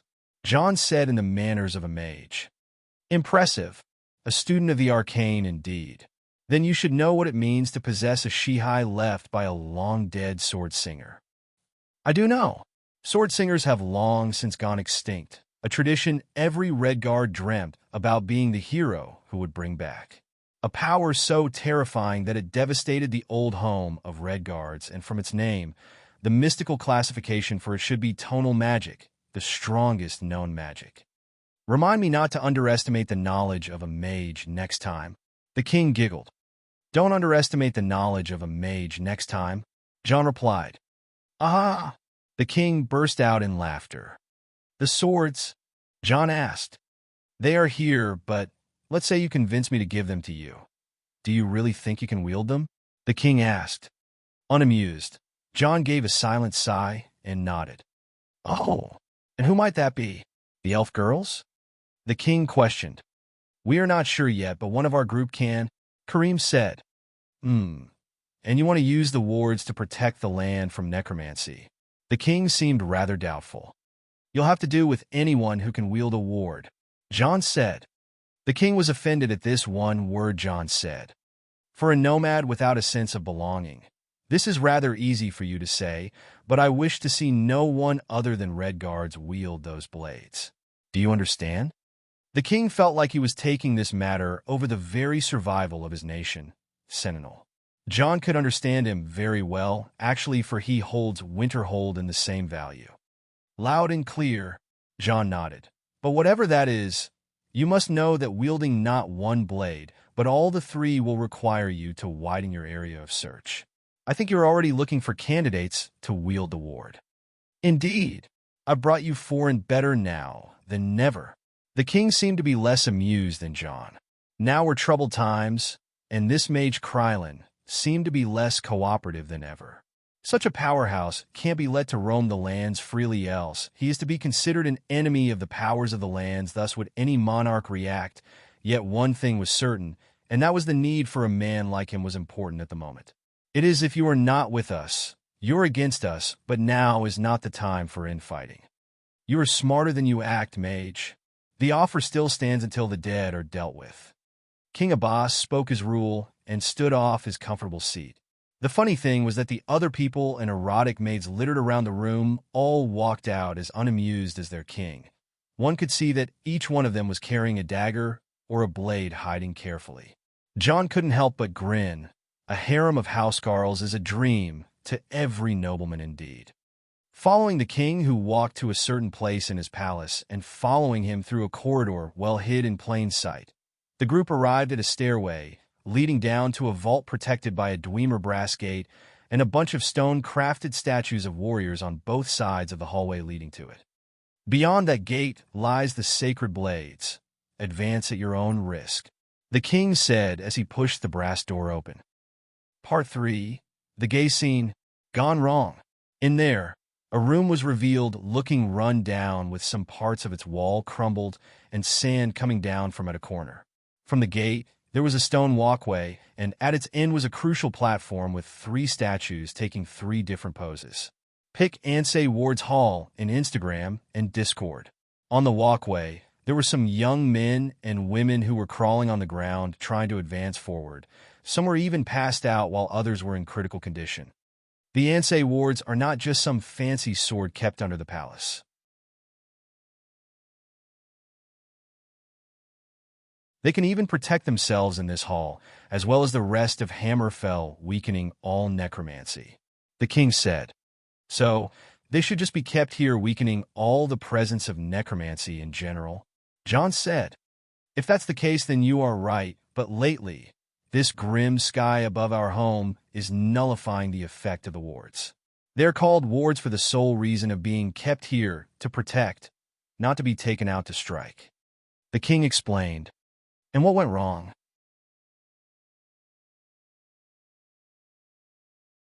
John asked, pointing at the men and women lying on the hallway. The Ansei wards must be taken every era for a pilgrim by 3 worthy champions to renew the pact with Tuwaka. The power of the 3 Ansei Maja, Raiden and Halila, can't provide the wards forever, and so it must be done. A pilgrim to the long-lost Ansei pyramid, the king said. I've heard that a mercenary with the name of Krylin has discovered it alongside the citadel of Ebonarm, and that's when the situation all started. You're missing a lot of details, so don't be a hasty judge. John replied, I'm not a hasty judge, so if I want to hear the details, but for now, let's see which of your candidates has what it takes. The king said, and kept watching. What's with them? Why can't they move? Mirren asked, pointing at the young men and women in the room. Sword pressure. John replied. Oh, you are knowledgeable about Ansei swordsmanship? King Abbas questioned John. I've read the extended edition of the Book of Circles and practiced from it. John said. That makes you a Redguard, honorary one, at least. The king said in mockery. Well, which one is going first? Without answering, Miranda walked out first with her face expressionless, but John could tell how annoyed she was. He hurriedly held her back from the shoulder. Not now, he said, then looked at Kareem. You go first. Am I really that much of a scapegoat to you? Kareem refuted. You are any kind of goat you want to be other than a scapegoat. Just be done with it already. You'll do it in a jiffy. John had a lot of faith in Beth's prophecy. With the soul sword of Prince Ader acknowledging Kareem, he can easily go and get an Ansei ward. All right. Kareem became dejected and stepped forward inside the room with his hand on the hilt of his sword. He was clenching his teeth, expecting the pressure to crush him down like how it did with the others, but it didn't. He was just standing there opening his eyes slowly. He was covered by a dim, golden aura that kept going brighter each second as he just stood there. The king opened his eyes wide and couldn't believe what he just saw. Here you have it, a Redguard prince whose lineage is noble and deeds are known. John said, bragging with Kareem. Amazing! King Abbas was enthralled by the mystical energy covering Kareem. The king was a spearman rather than a swordsman, so he took no part in the ceremony that kept failing. However, this was the first time in his life to regret choosing the spear over the sword when he was young. Hey, just get it over with already. We've things to do. John shouted at Kareem, and the latter woke up from his daydreaming. As he was about to go to the platform to carry an Ansei ward, he looked at the nearest person to him lying on the ground. A sense of justice and mercy kicked in him, and he got down to carry the man and walked him out. Seriously? John cringed at the politeness of Kareem and simply walked to the side. Kareem didn't stop what he was doing and rescued every man and woman affected by the pressure until he arrived at the last person whose hands just touched the platform. This was by far the most talented individual in the group to reach this far in the room. Prince Yazid, Kareem exclaimed.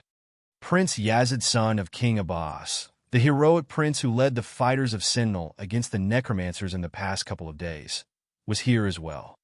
Kalkariyim?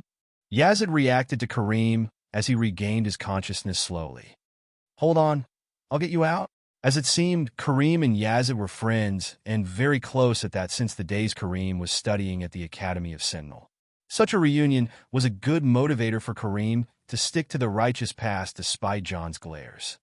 As he was done, Kareem hurried to the circular platform once again. Once he stood in front of it, he started to feel the pressure that was fended off by the soul sword so far.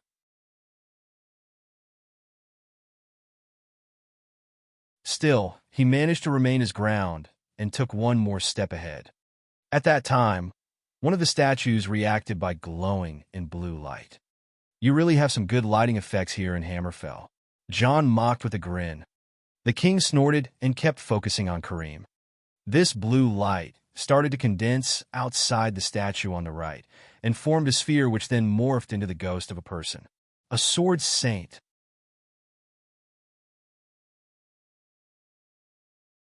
The sword saint looked at Kareem and spoke some words that only Kareem could hear. He then disappeared, and the statue's hand opened, releasing the sword that fell down. Kareem seemed to be ready and picked the sword right away. Without any lighting or sound effects, he took the sword and went back. Hey, show me, show me. All of a sudden, both King Abbas and John held Kareem to a corner and started inquiring him about what the sword feels like, and what did the spirit of the sword saint say. It was too much for Kareem, whose nervous attitude got the best of him and made him crash. Hey, get away from him. At that moment, Prince Yazid, who was resting on the side, got up and pushed the king and John away from Kareem. He is unaware of it, but he spent a lot of energy to save us all.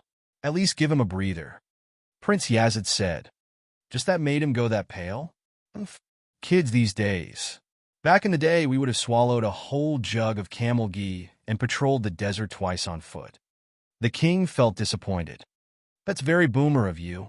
John cringed by King Abbas and lost interest in what happened. He still has 2 more candidates. You're up. He spoke to Miranda.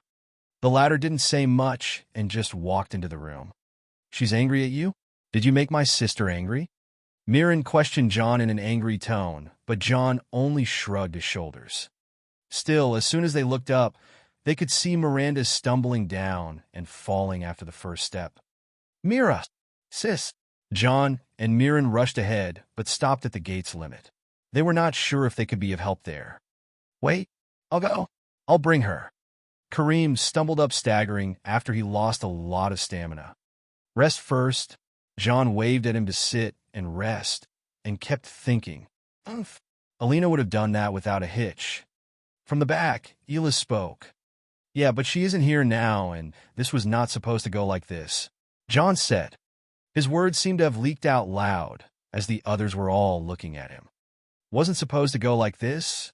Mirren was the fastest to pick up. John closed his eyes, almost slapping himself for the tongue slip he made, but there was no escape already. Beth said one of you will wield an Ansei ward. John said. Beth? She said that? Don't you trust the words of a little girl too much? What were you thinking? Mirren was about to give John a lecture, but John hurriedly put his hand on Mirren's mouth to shut him up. Wait. I get it now. John smiled. I knew it. He turned around to Mirren and held him from his shoulders closely. I don't know why or how, but I remember her mentioning something about our thing, John said with maddened eyes. This is going to be fun, Ela said as she recognized John's about to fuck shit up tone. What thing? Mirren shivered as he was aware of it as well. Our thing, silly. Whisper the gay scene whisper. It was a wonder how John's head reached this conclusion to the point that the scientists of WIT, Winterhold Institute of Technology, from the 9th era failed to find a logical equation to conclude how John came to this conclusion in the biography of John Dare. Back to the 4th era, Mirren shuddered from the thought and pushed John away almost immediately. Judging by John's superior physique, it was as if he was pushing against a wall rather than pushing himself backward into the Ansei ward's hall. He stumbled backward and fell on his sister, Miranda. At that time, the mystical tonal energy in the hall combined with the suddenness of the situation, the insecure emotions of Miranda regarding John's other partners, and the fearful emotions of Mirren regarding his chastity, as well as the time, space, and fate all formed a unique situation that reacted with the bond between the Altmare twins and the blessing of Mephala bonding them together. Yeah, it is quite forced.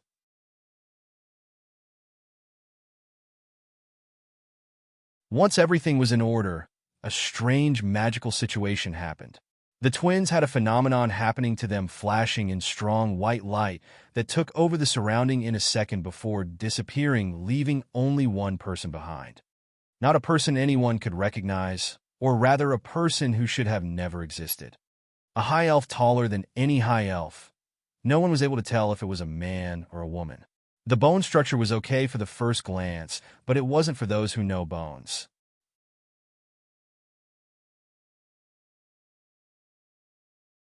It resembled both Mirren and Miranda rather well. This person stood up under the pressure of the room effortlessly. Blessing of Mephala. Aspects of duality. By the unforeseen blood that knows no limits, the one becomes two.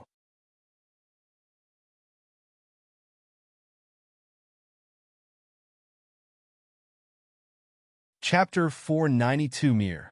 A double chapter. Big thanks to our new patrons. At Olivia Ferguson, D rank. At Juan Ramirez, E rank. Part 1. Not much is known about the past of Mirren and Miranda. Maybe they were the long-lost prince and princess of Somerset Isles to some, the known remaining survivors of Queen Erin's bloodline for others, the Sisters of Death for those who operate underground, or the labors of Mephala for most of the public. Yet one thing none knew about them One particular thing that was never revealed to anyone. They were someone else, they were something else. Trying to get an answer from them, or in this case, that trying to get an answer, either way, was a mental hurdle on its own. From the outside, it looked like the two has fused together, which was actually the case. This being that is in their place carries not just their appearance but also a similar magical signature, yet not quite it. John could tell. Isha was looking at whoever the two fused to be, something that both Mirren and Miranda wished to avoid for some reason, but now, both her and John were just looking at them silently. Just tell me what is going on? Isha spoke to John. I am not quite sure myself. Ever since we were at Sentinel, things were quite chaotic in my head. All of a sudden, I have so much to do, yet not enough time. Every idea in my head is bumping with the other. John complained with a long sigh. I don't care what is going on with your head, John. You've always been a crazy fella, so just get a hold of yourself and do something about them. Isha stood up violently and kicked John by his thigh. Mirren is all that is left to me. He's the last line that keeps me sane. Isha's words were not pained, but came from her core. I know. Mirren is my friend and Miranda is my family. They're not in any danger, Isha. Actually, they're safer like that. Who knows what the coming fight holds for us? John said as he pointed at that elf. Isha sat down beside John again with a face full of loneliness. I just need him with me, she said. He is. That elf that came with John some time earlier was identified as what has become of Mirren and Miranda. Something logic can't explain. The elf was sitting with Nefertiti and Beth, who took an instant liking on whatever he or she is. John referred to the elf by it, meaning that he wasn't sure of what to call it. Innocent and full of energy, the elf played with the girls as if he had the same mental age, but from the previous conversation it had with them. John was certain that the elf was way wiser and knowledgeable than anything he came across. Just tell me, how it went down? Finally, Isha was composed enough to ask the right question. Who are you? Where are Mirren and Miranda? Awakened from his shock, John aimed his staff at the elf. The others around John reacted right after him and took cover behind John save for Ela, who was glaring daggers at whoever that was. I mean, no harm. Tranquil and ethereal. The elf spoke in a voice that can't be described as tensed or frustrated. Here she was very calm and composed. The voice was soothing and the tone was peaceful. It made the other, even John, put down the hostile airs and heave a long breath. The situation calmed down as fast as it heated up. I don't get it. Is this the blessing of Mephala? You fused together? John started to see sense and took a step forward, halting at the doorstep of the Ansei Ward's Hall. The blessing? Oh, right? I sometimes forget. It has been a long time since I made that pact with Mephala. The elf said in even a calmer voice than before, slow and peaceful. It was so innocent, so pure. If John was the man who controls the embodiment of ever major, then the elf in front of him was the complete opposite, and even much more. The elf was virtuous to the point that took John, only John, by a storm of feelings. Just what in the world? John shook his head, banishing all the strange ideas. Call me Mir, the elf said. Mir and Miranda, Mir. The elf, or rather Mir, pointed out the similarities between the three names. John felt the irony in the naming and smiled with a face still realizing it slowly, for even he was overwhelmed. All the magic I learned, all the knowledge I hoarded, yet I find myself but a toddler in front of the mists of fate, John said. His words sounded strange, but he surely must have understood something. I don't see through you, he said. Mir tilted her head momentary before gazing aside and smiling innocently. I don't mean it. I know. The words were exchanged based on a certain degree of understanding between the two, so John found no reason but to get this over with. King Abbas. John spoke and turned to the king who was recovering from his daze. There's a lot going on. Aside from your politics and care for your treasures, I find nothing but to give you a promise. I promise you to return the wards, but as the situation escalated, We are in a hurry. In 3 days, the Crimson Ship will arrive near the coast of Hagoth. A swarm of plague husks, undead, and all manners of monstrosities conjured by the cult of the Black Worm will attack us. It may or may not involve the reincarnation of the Worm King Manamarco, and maybe some involvement of some malevolent Daedric princes. Call it doomsday or whatever, but as my mind is very occupied right now, I will be forced to leave the mundane things to you. Ela, gather the Imperials and the Red Guard to meet us beyond the sands of Alakar in 2 days, and 2 days only. John was no longer role-playing the nomad or pretending to be the idiot. If he was to let the situation be clung on the appearance of the mysterious Mir for long, precious time will be lost. I will stay safe. Ela nodded, not asking much. Wait, hold on. I don't understand. Manamarco? The King of Worms? The Crimson Ship? Why? The high and mighty King Abbas lost his composure, hearing the words John said. It was understandable. No king in the world would want to hear the name of the King of Worms in his turf, let alone the Crimson Ship and the husks it brings. John, on the other hand, had no time to lose. He still had to wield the Shihai of a sword saint and gain the acknowledgement somehow. He also had less than 3 days to fully awaken the Ebony Blade. Ela held back the king and with merely one hand and stared at John as he entered the room with Mir. I have a lot to ask you, but now I trust that you won't fail me, John said to Mir. Of course. From what I recall, we are quite the intimate couple and even best friends. Ugh, you are giving me a shrink here. Oh, worry not. I am asexual. You told the king to handle everything, just like that? Isha wondered. It was his role to begin with. Why do I have to hold everyone's hand? John said with an annoyed face. And the Ansei wards? I took one, and Mir took the other. It wasn't even hard. Whatever. All that aside, Mir. He is Miranda and Mir infused. Like the blessing of Mephala, they always refuse to talk about. That's its effect? It makes them one stronger person? Isha asked. Does it? John wondered. Isha had a bad feeling about John's reaction and stared at him closely. John, whatever is going on, we can't let go of them.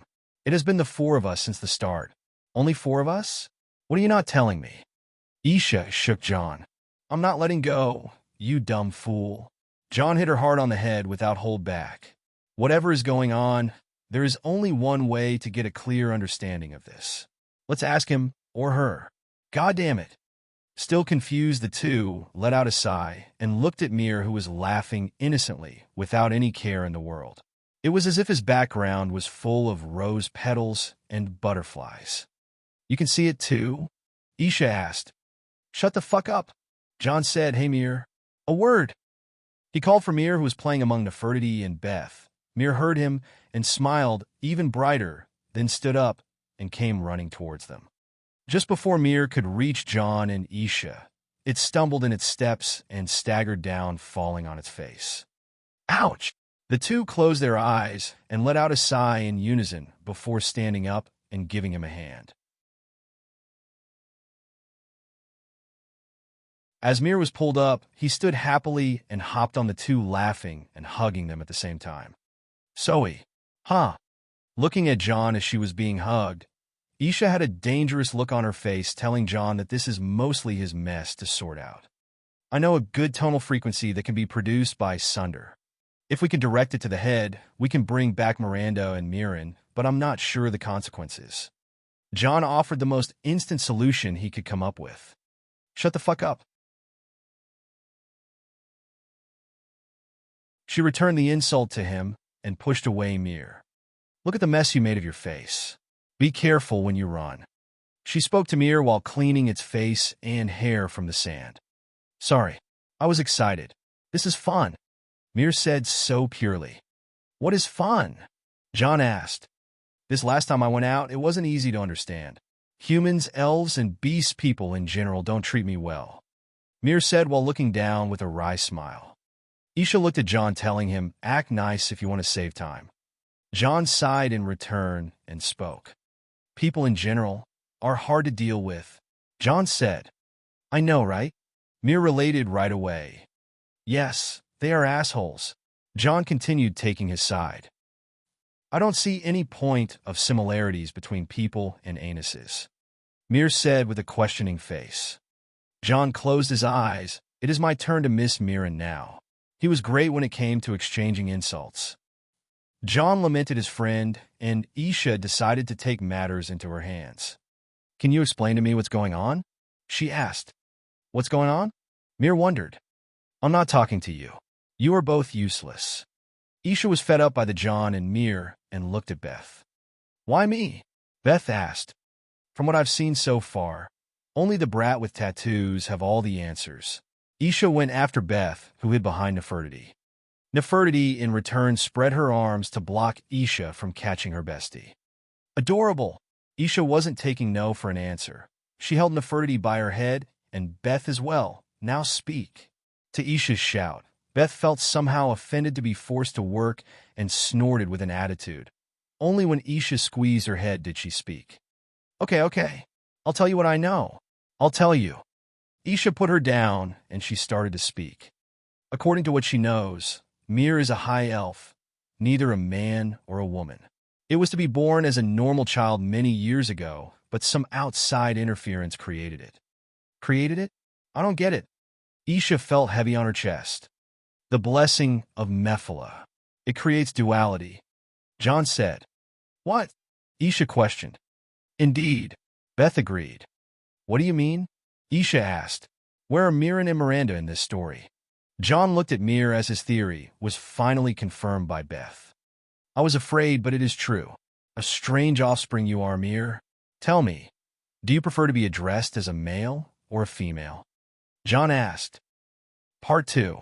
Mir gazed aside on the ground as the question was a bit private to him, but feeling the urge from those who were around, he spoke. I prefer to be addressed as a female, but I don't mind being addressed as male. He said. Fine. Let's address Mir as a she or a he. It sounds like the Daedric Prince Bothia, who takes aspects of male and female, but it is more like the Daedric Prince Mephala and her anticipation Vivek, who prefers being androgynous. John nodded. Is that even possible? Isha questioned. Yes, the fusion made it possible. John nodded. But make no mistake, the fusion is not Mirren and Miranda becoming one. It is Mirren and Miranda returning to what they are. John revealed something that was heavy on his mind and feared its possibility. Isha, whose mind was not ready for this, slowly descended on the ground and sat down speechless. Mirren and Miranda were not even themselves all this time. They were one person, and that is Mir. The blessing of Mephala wasn't inactive all the time, but rather always active, creating two aspects of duality, Mirren and Miranda. Isha looked up and questioned why, in an inaudible voice. John shook his head, not knowing how to explain things further. Once he turned to Beth, her answer was rather more disappointing.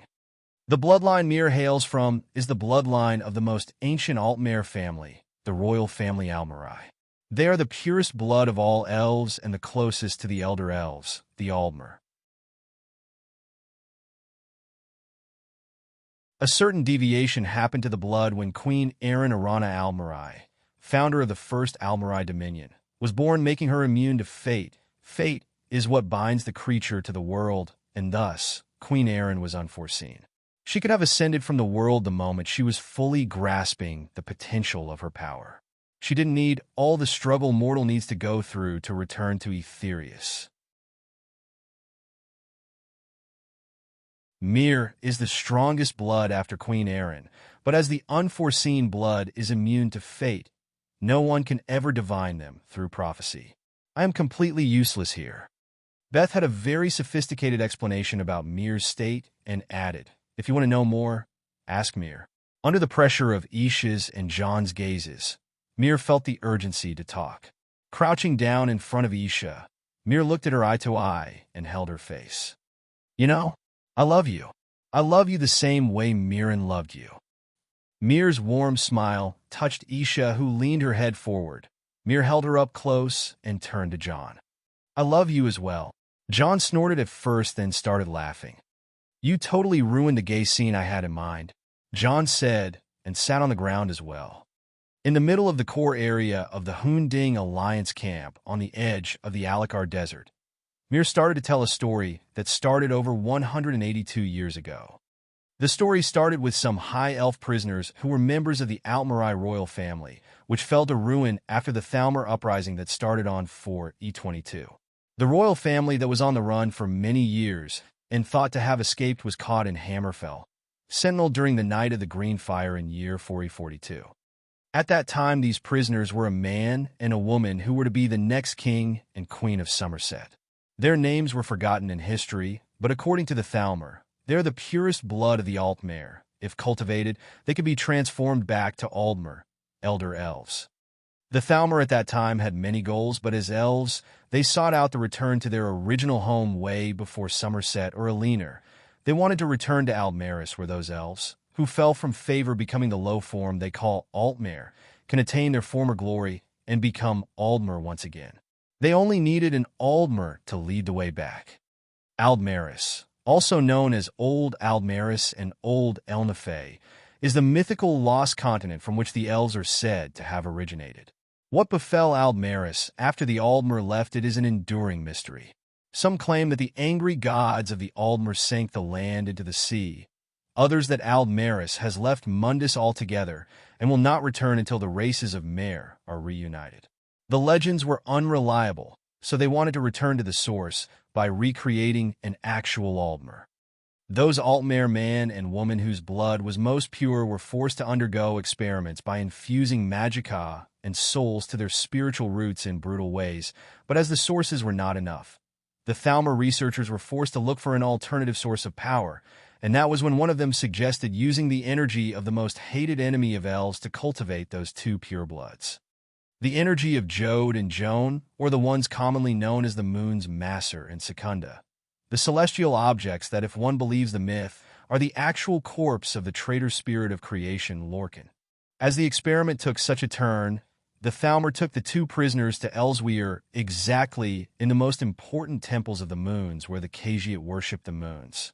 There, an access to the lunar energy was created, and that energy was used to cultivate the man and woman to turn them into Aldmer. Yet it was impossible. The pair were quite old, already over 100 years old each, even though it is quite youthful for high elves.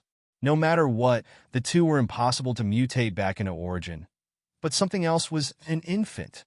A tender piece of flesh with a soft enough soul to undergo any change, and thus the pair were forced to breed under the watchful eyes and the stinging whip of a Thalmor justiciar, and by the year 498, the woman was impregnated and separated from the man.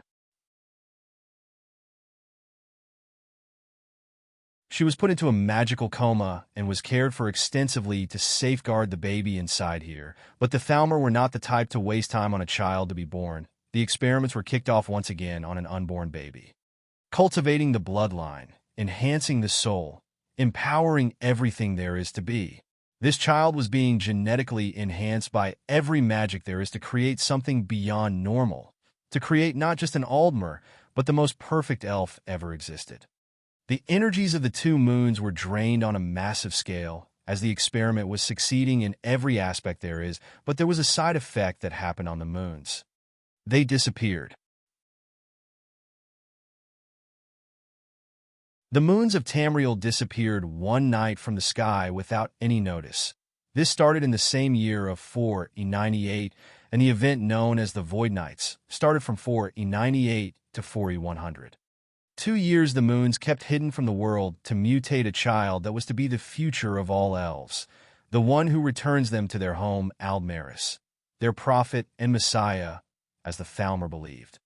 In those 2 years, that baby was enhanced in every way possible, and the Thalmor ignored the fact that all mortals are flawed.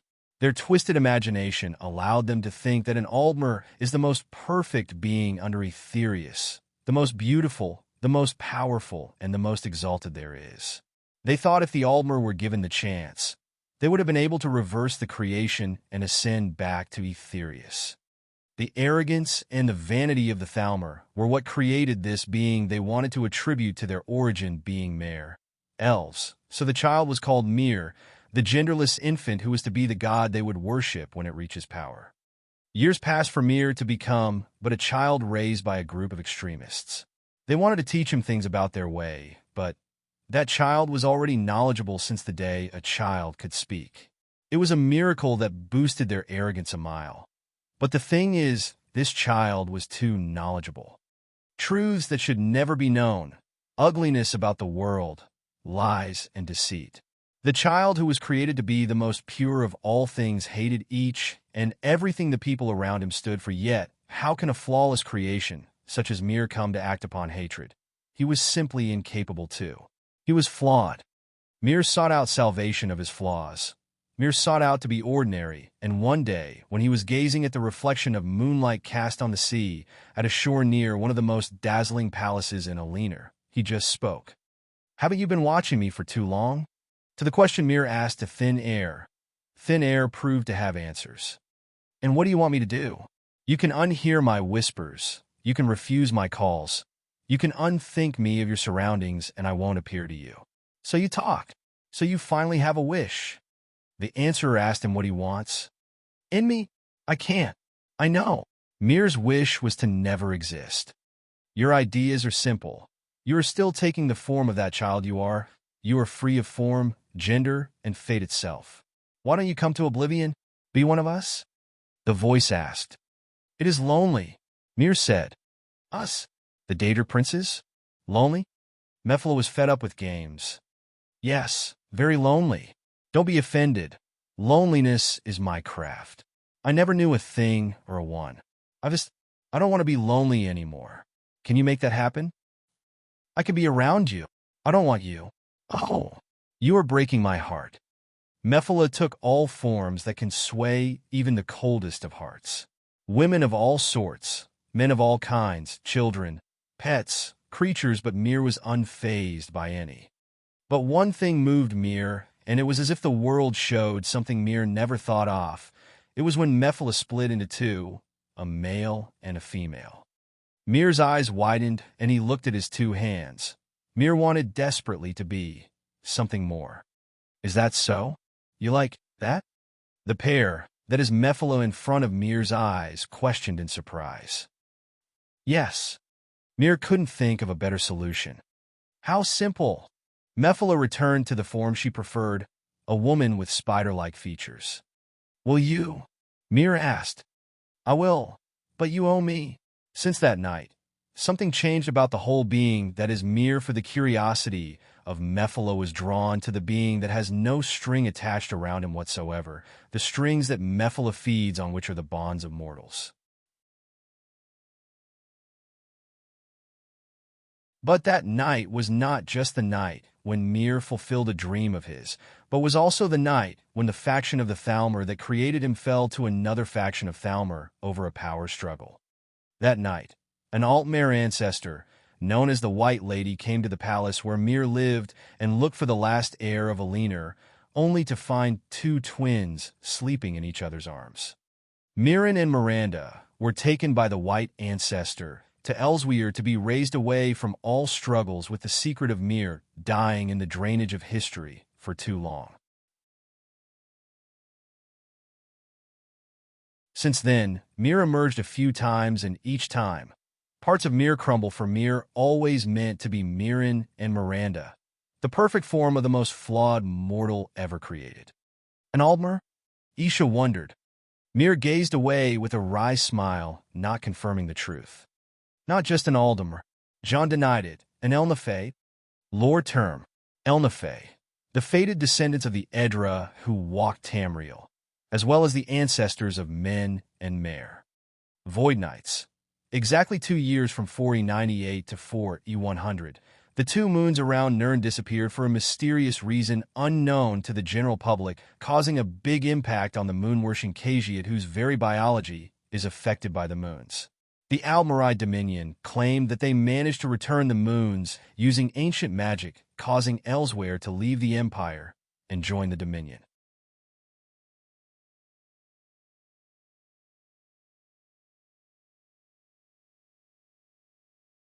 Chapter 493, Powering the Blade. Okay, guys, so this is the end of this volume is finally upon us. We are returning to Skyrim, and after the coming chapters that will be the final battle. Might get stretched a bit because a lot will happen. Thankfully, we are not rushing anything, and we'll get to have a wonderful time once John arrives at Skyrim for the game start. I'm also trying to put some effort into the other novels and YouTube. This may be a bit late, but happy holidays. Also, special thanks to the new patrons. At Titan, a rank. At Bryce Brown McDonald, C rank. Time was of the essence. With all the mere drama going on right now, Joy needed an alternative distraction and take time for himself. Only 2 days were left for the upcoming catastrophe, and he was getting ready the way he knows. Take the sword, take it, and it will give you power, all the power you need. You will stand on top. John kept whispering like a demon while hiding in the shadows. Away from him was a man staring at a blade he discovered in the sand. The blade was made of ebony, designed like an Akaviri no Dachi that it's like was rare, only seen by chance on any ship drifting from Akavir. The man was hesitating to feel the sword due to its sensation. It was too foul for even a worm necromancer like him. To make such evil submit, one needs a lot of willpower and an insane level of handling. Yet it was so tempting. These voices made it sound like it is only a matter of time before he becomes able to wield the sword properly. Damn you! The man wanted to break free from the voices, but a certain luster on the sword materialized into a strange substance and gave a strong luster. Every cell in the man's body reacted to that luster and admitted every truth.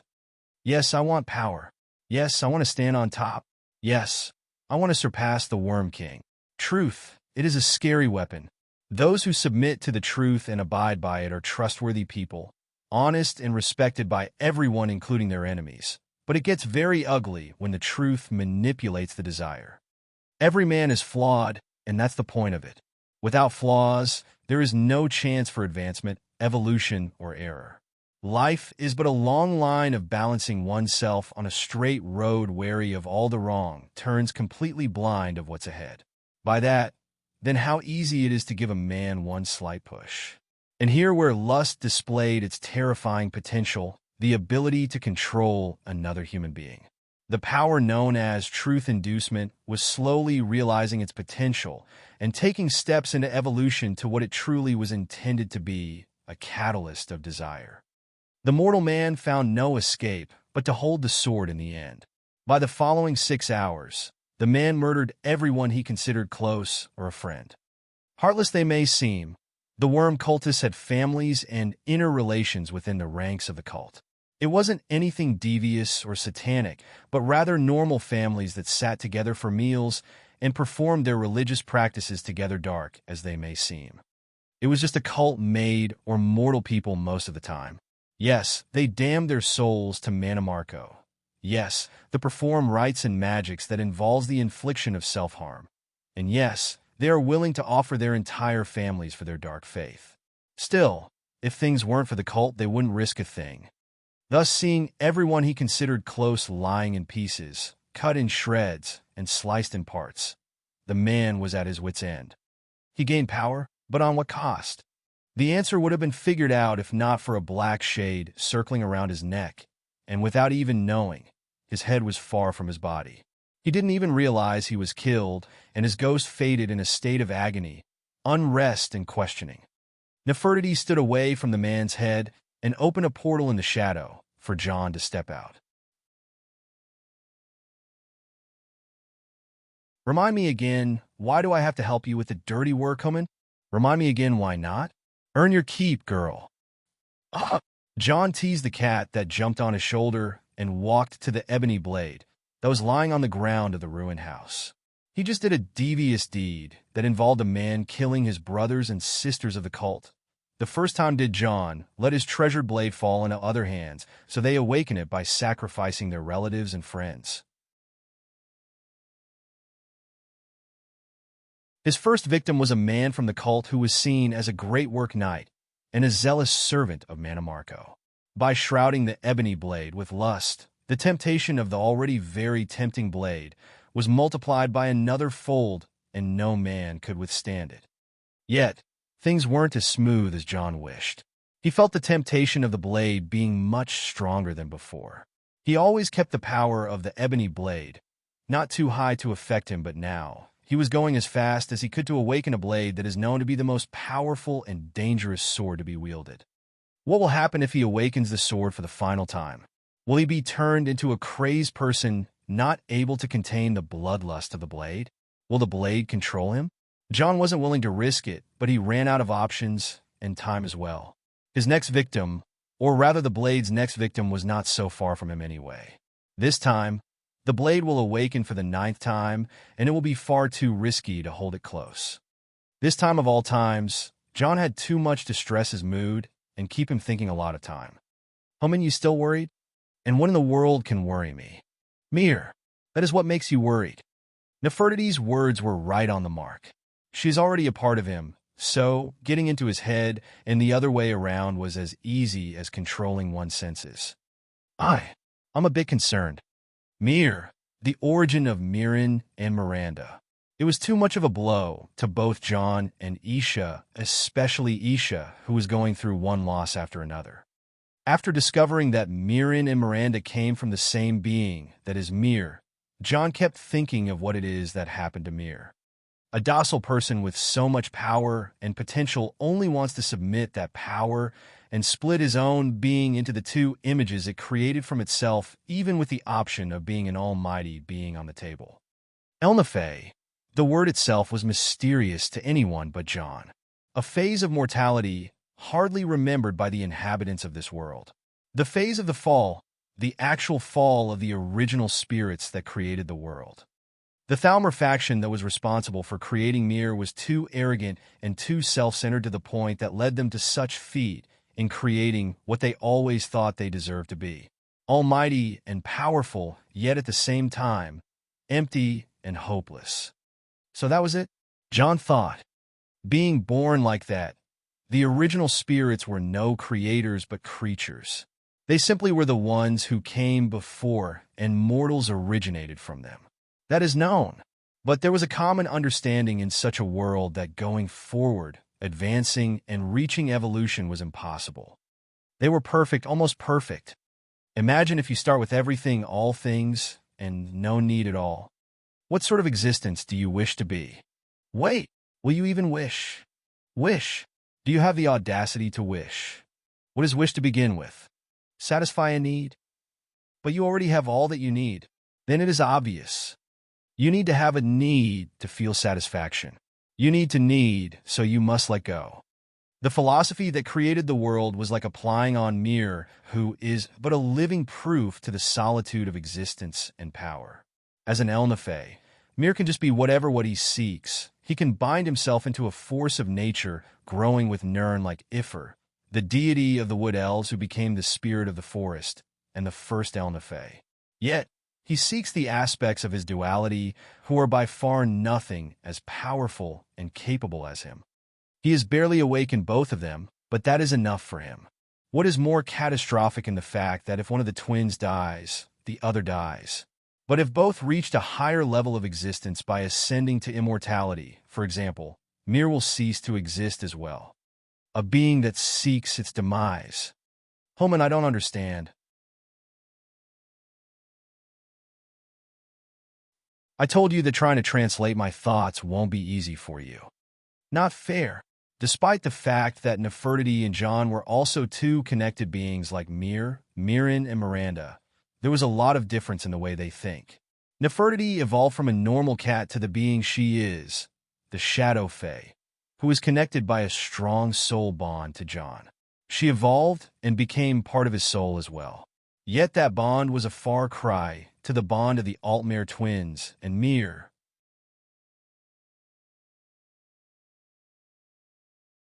The only reason Mir seeks demise is that he doesn't see a point in his existence.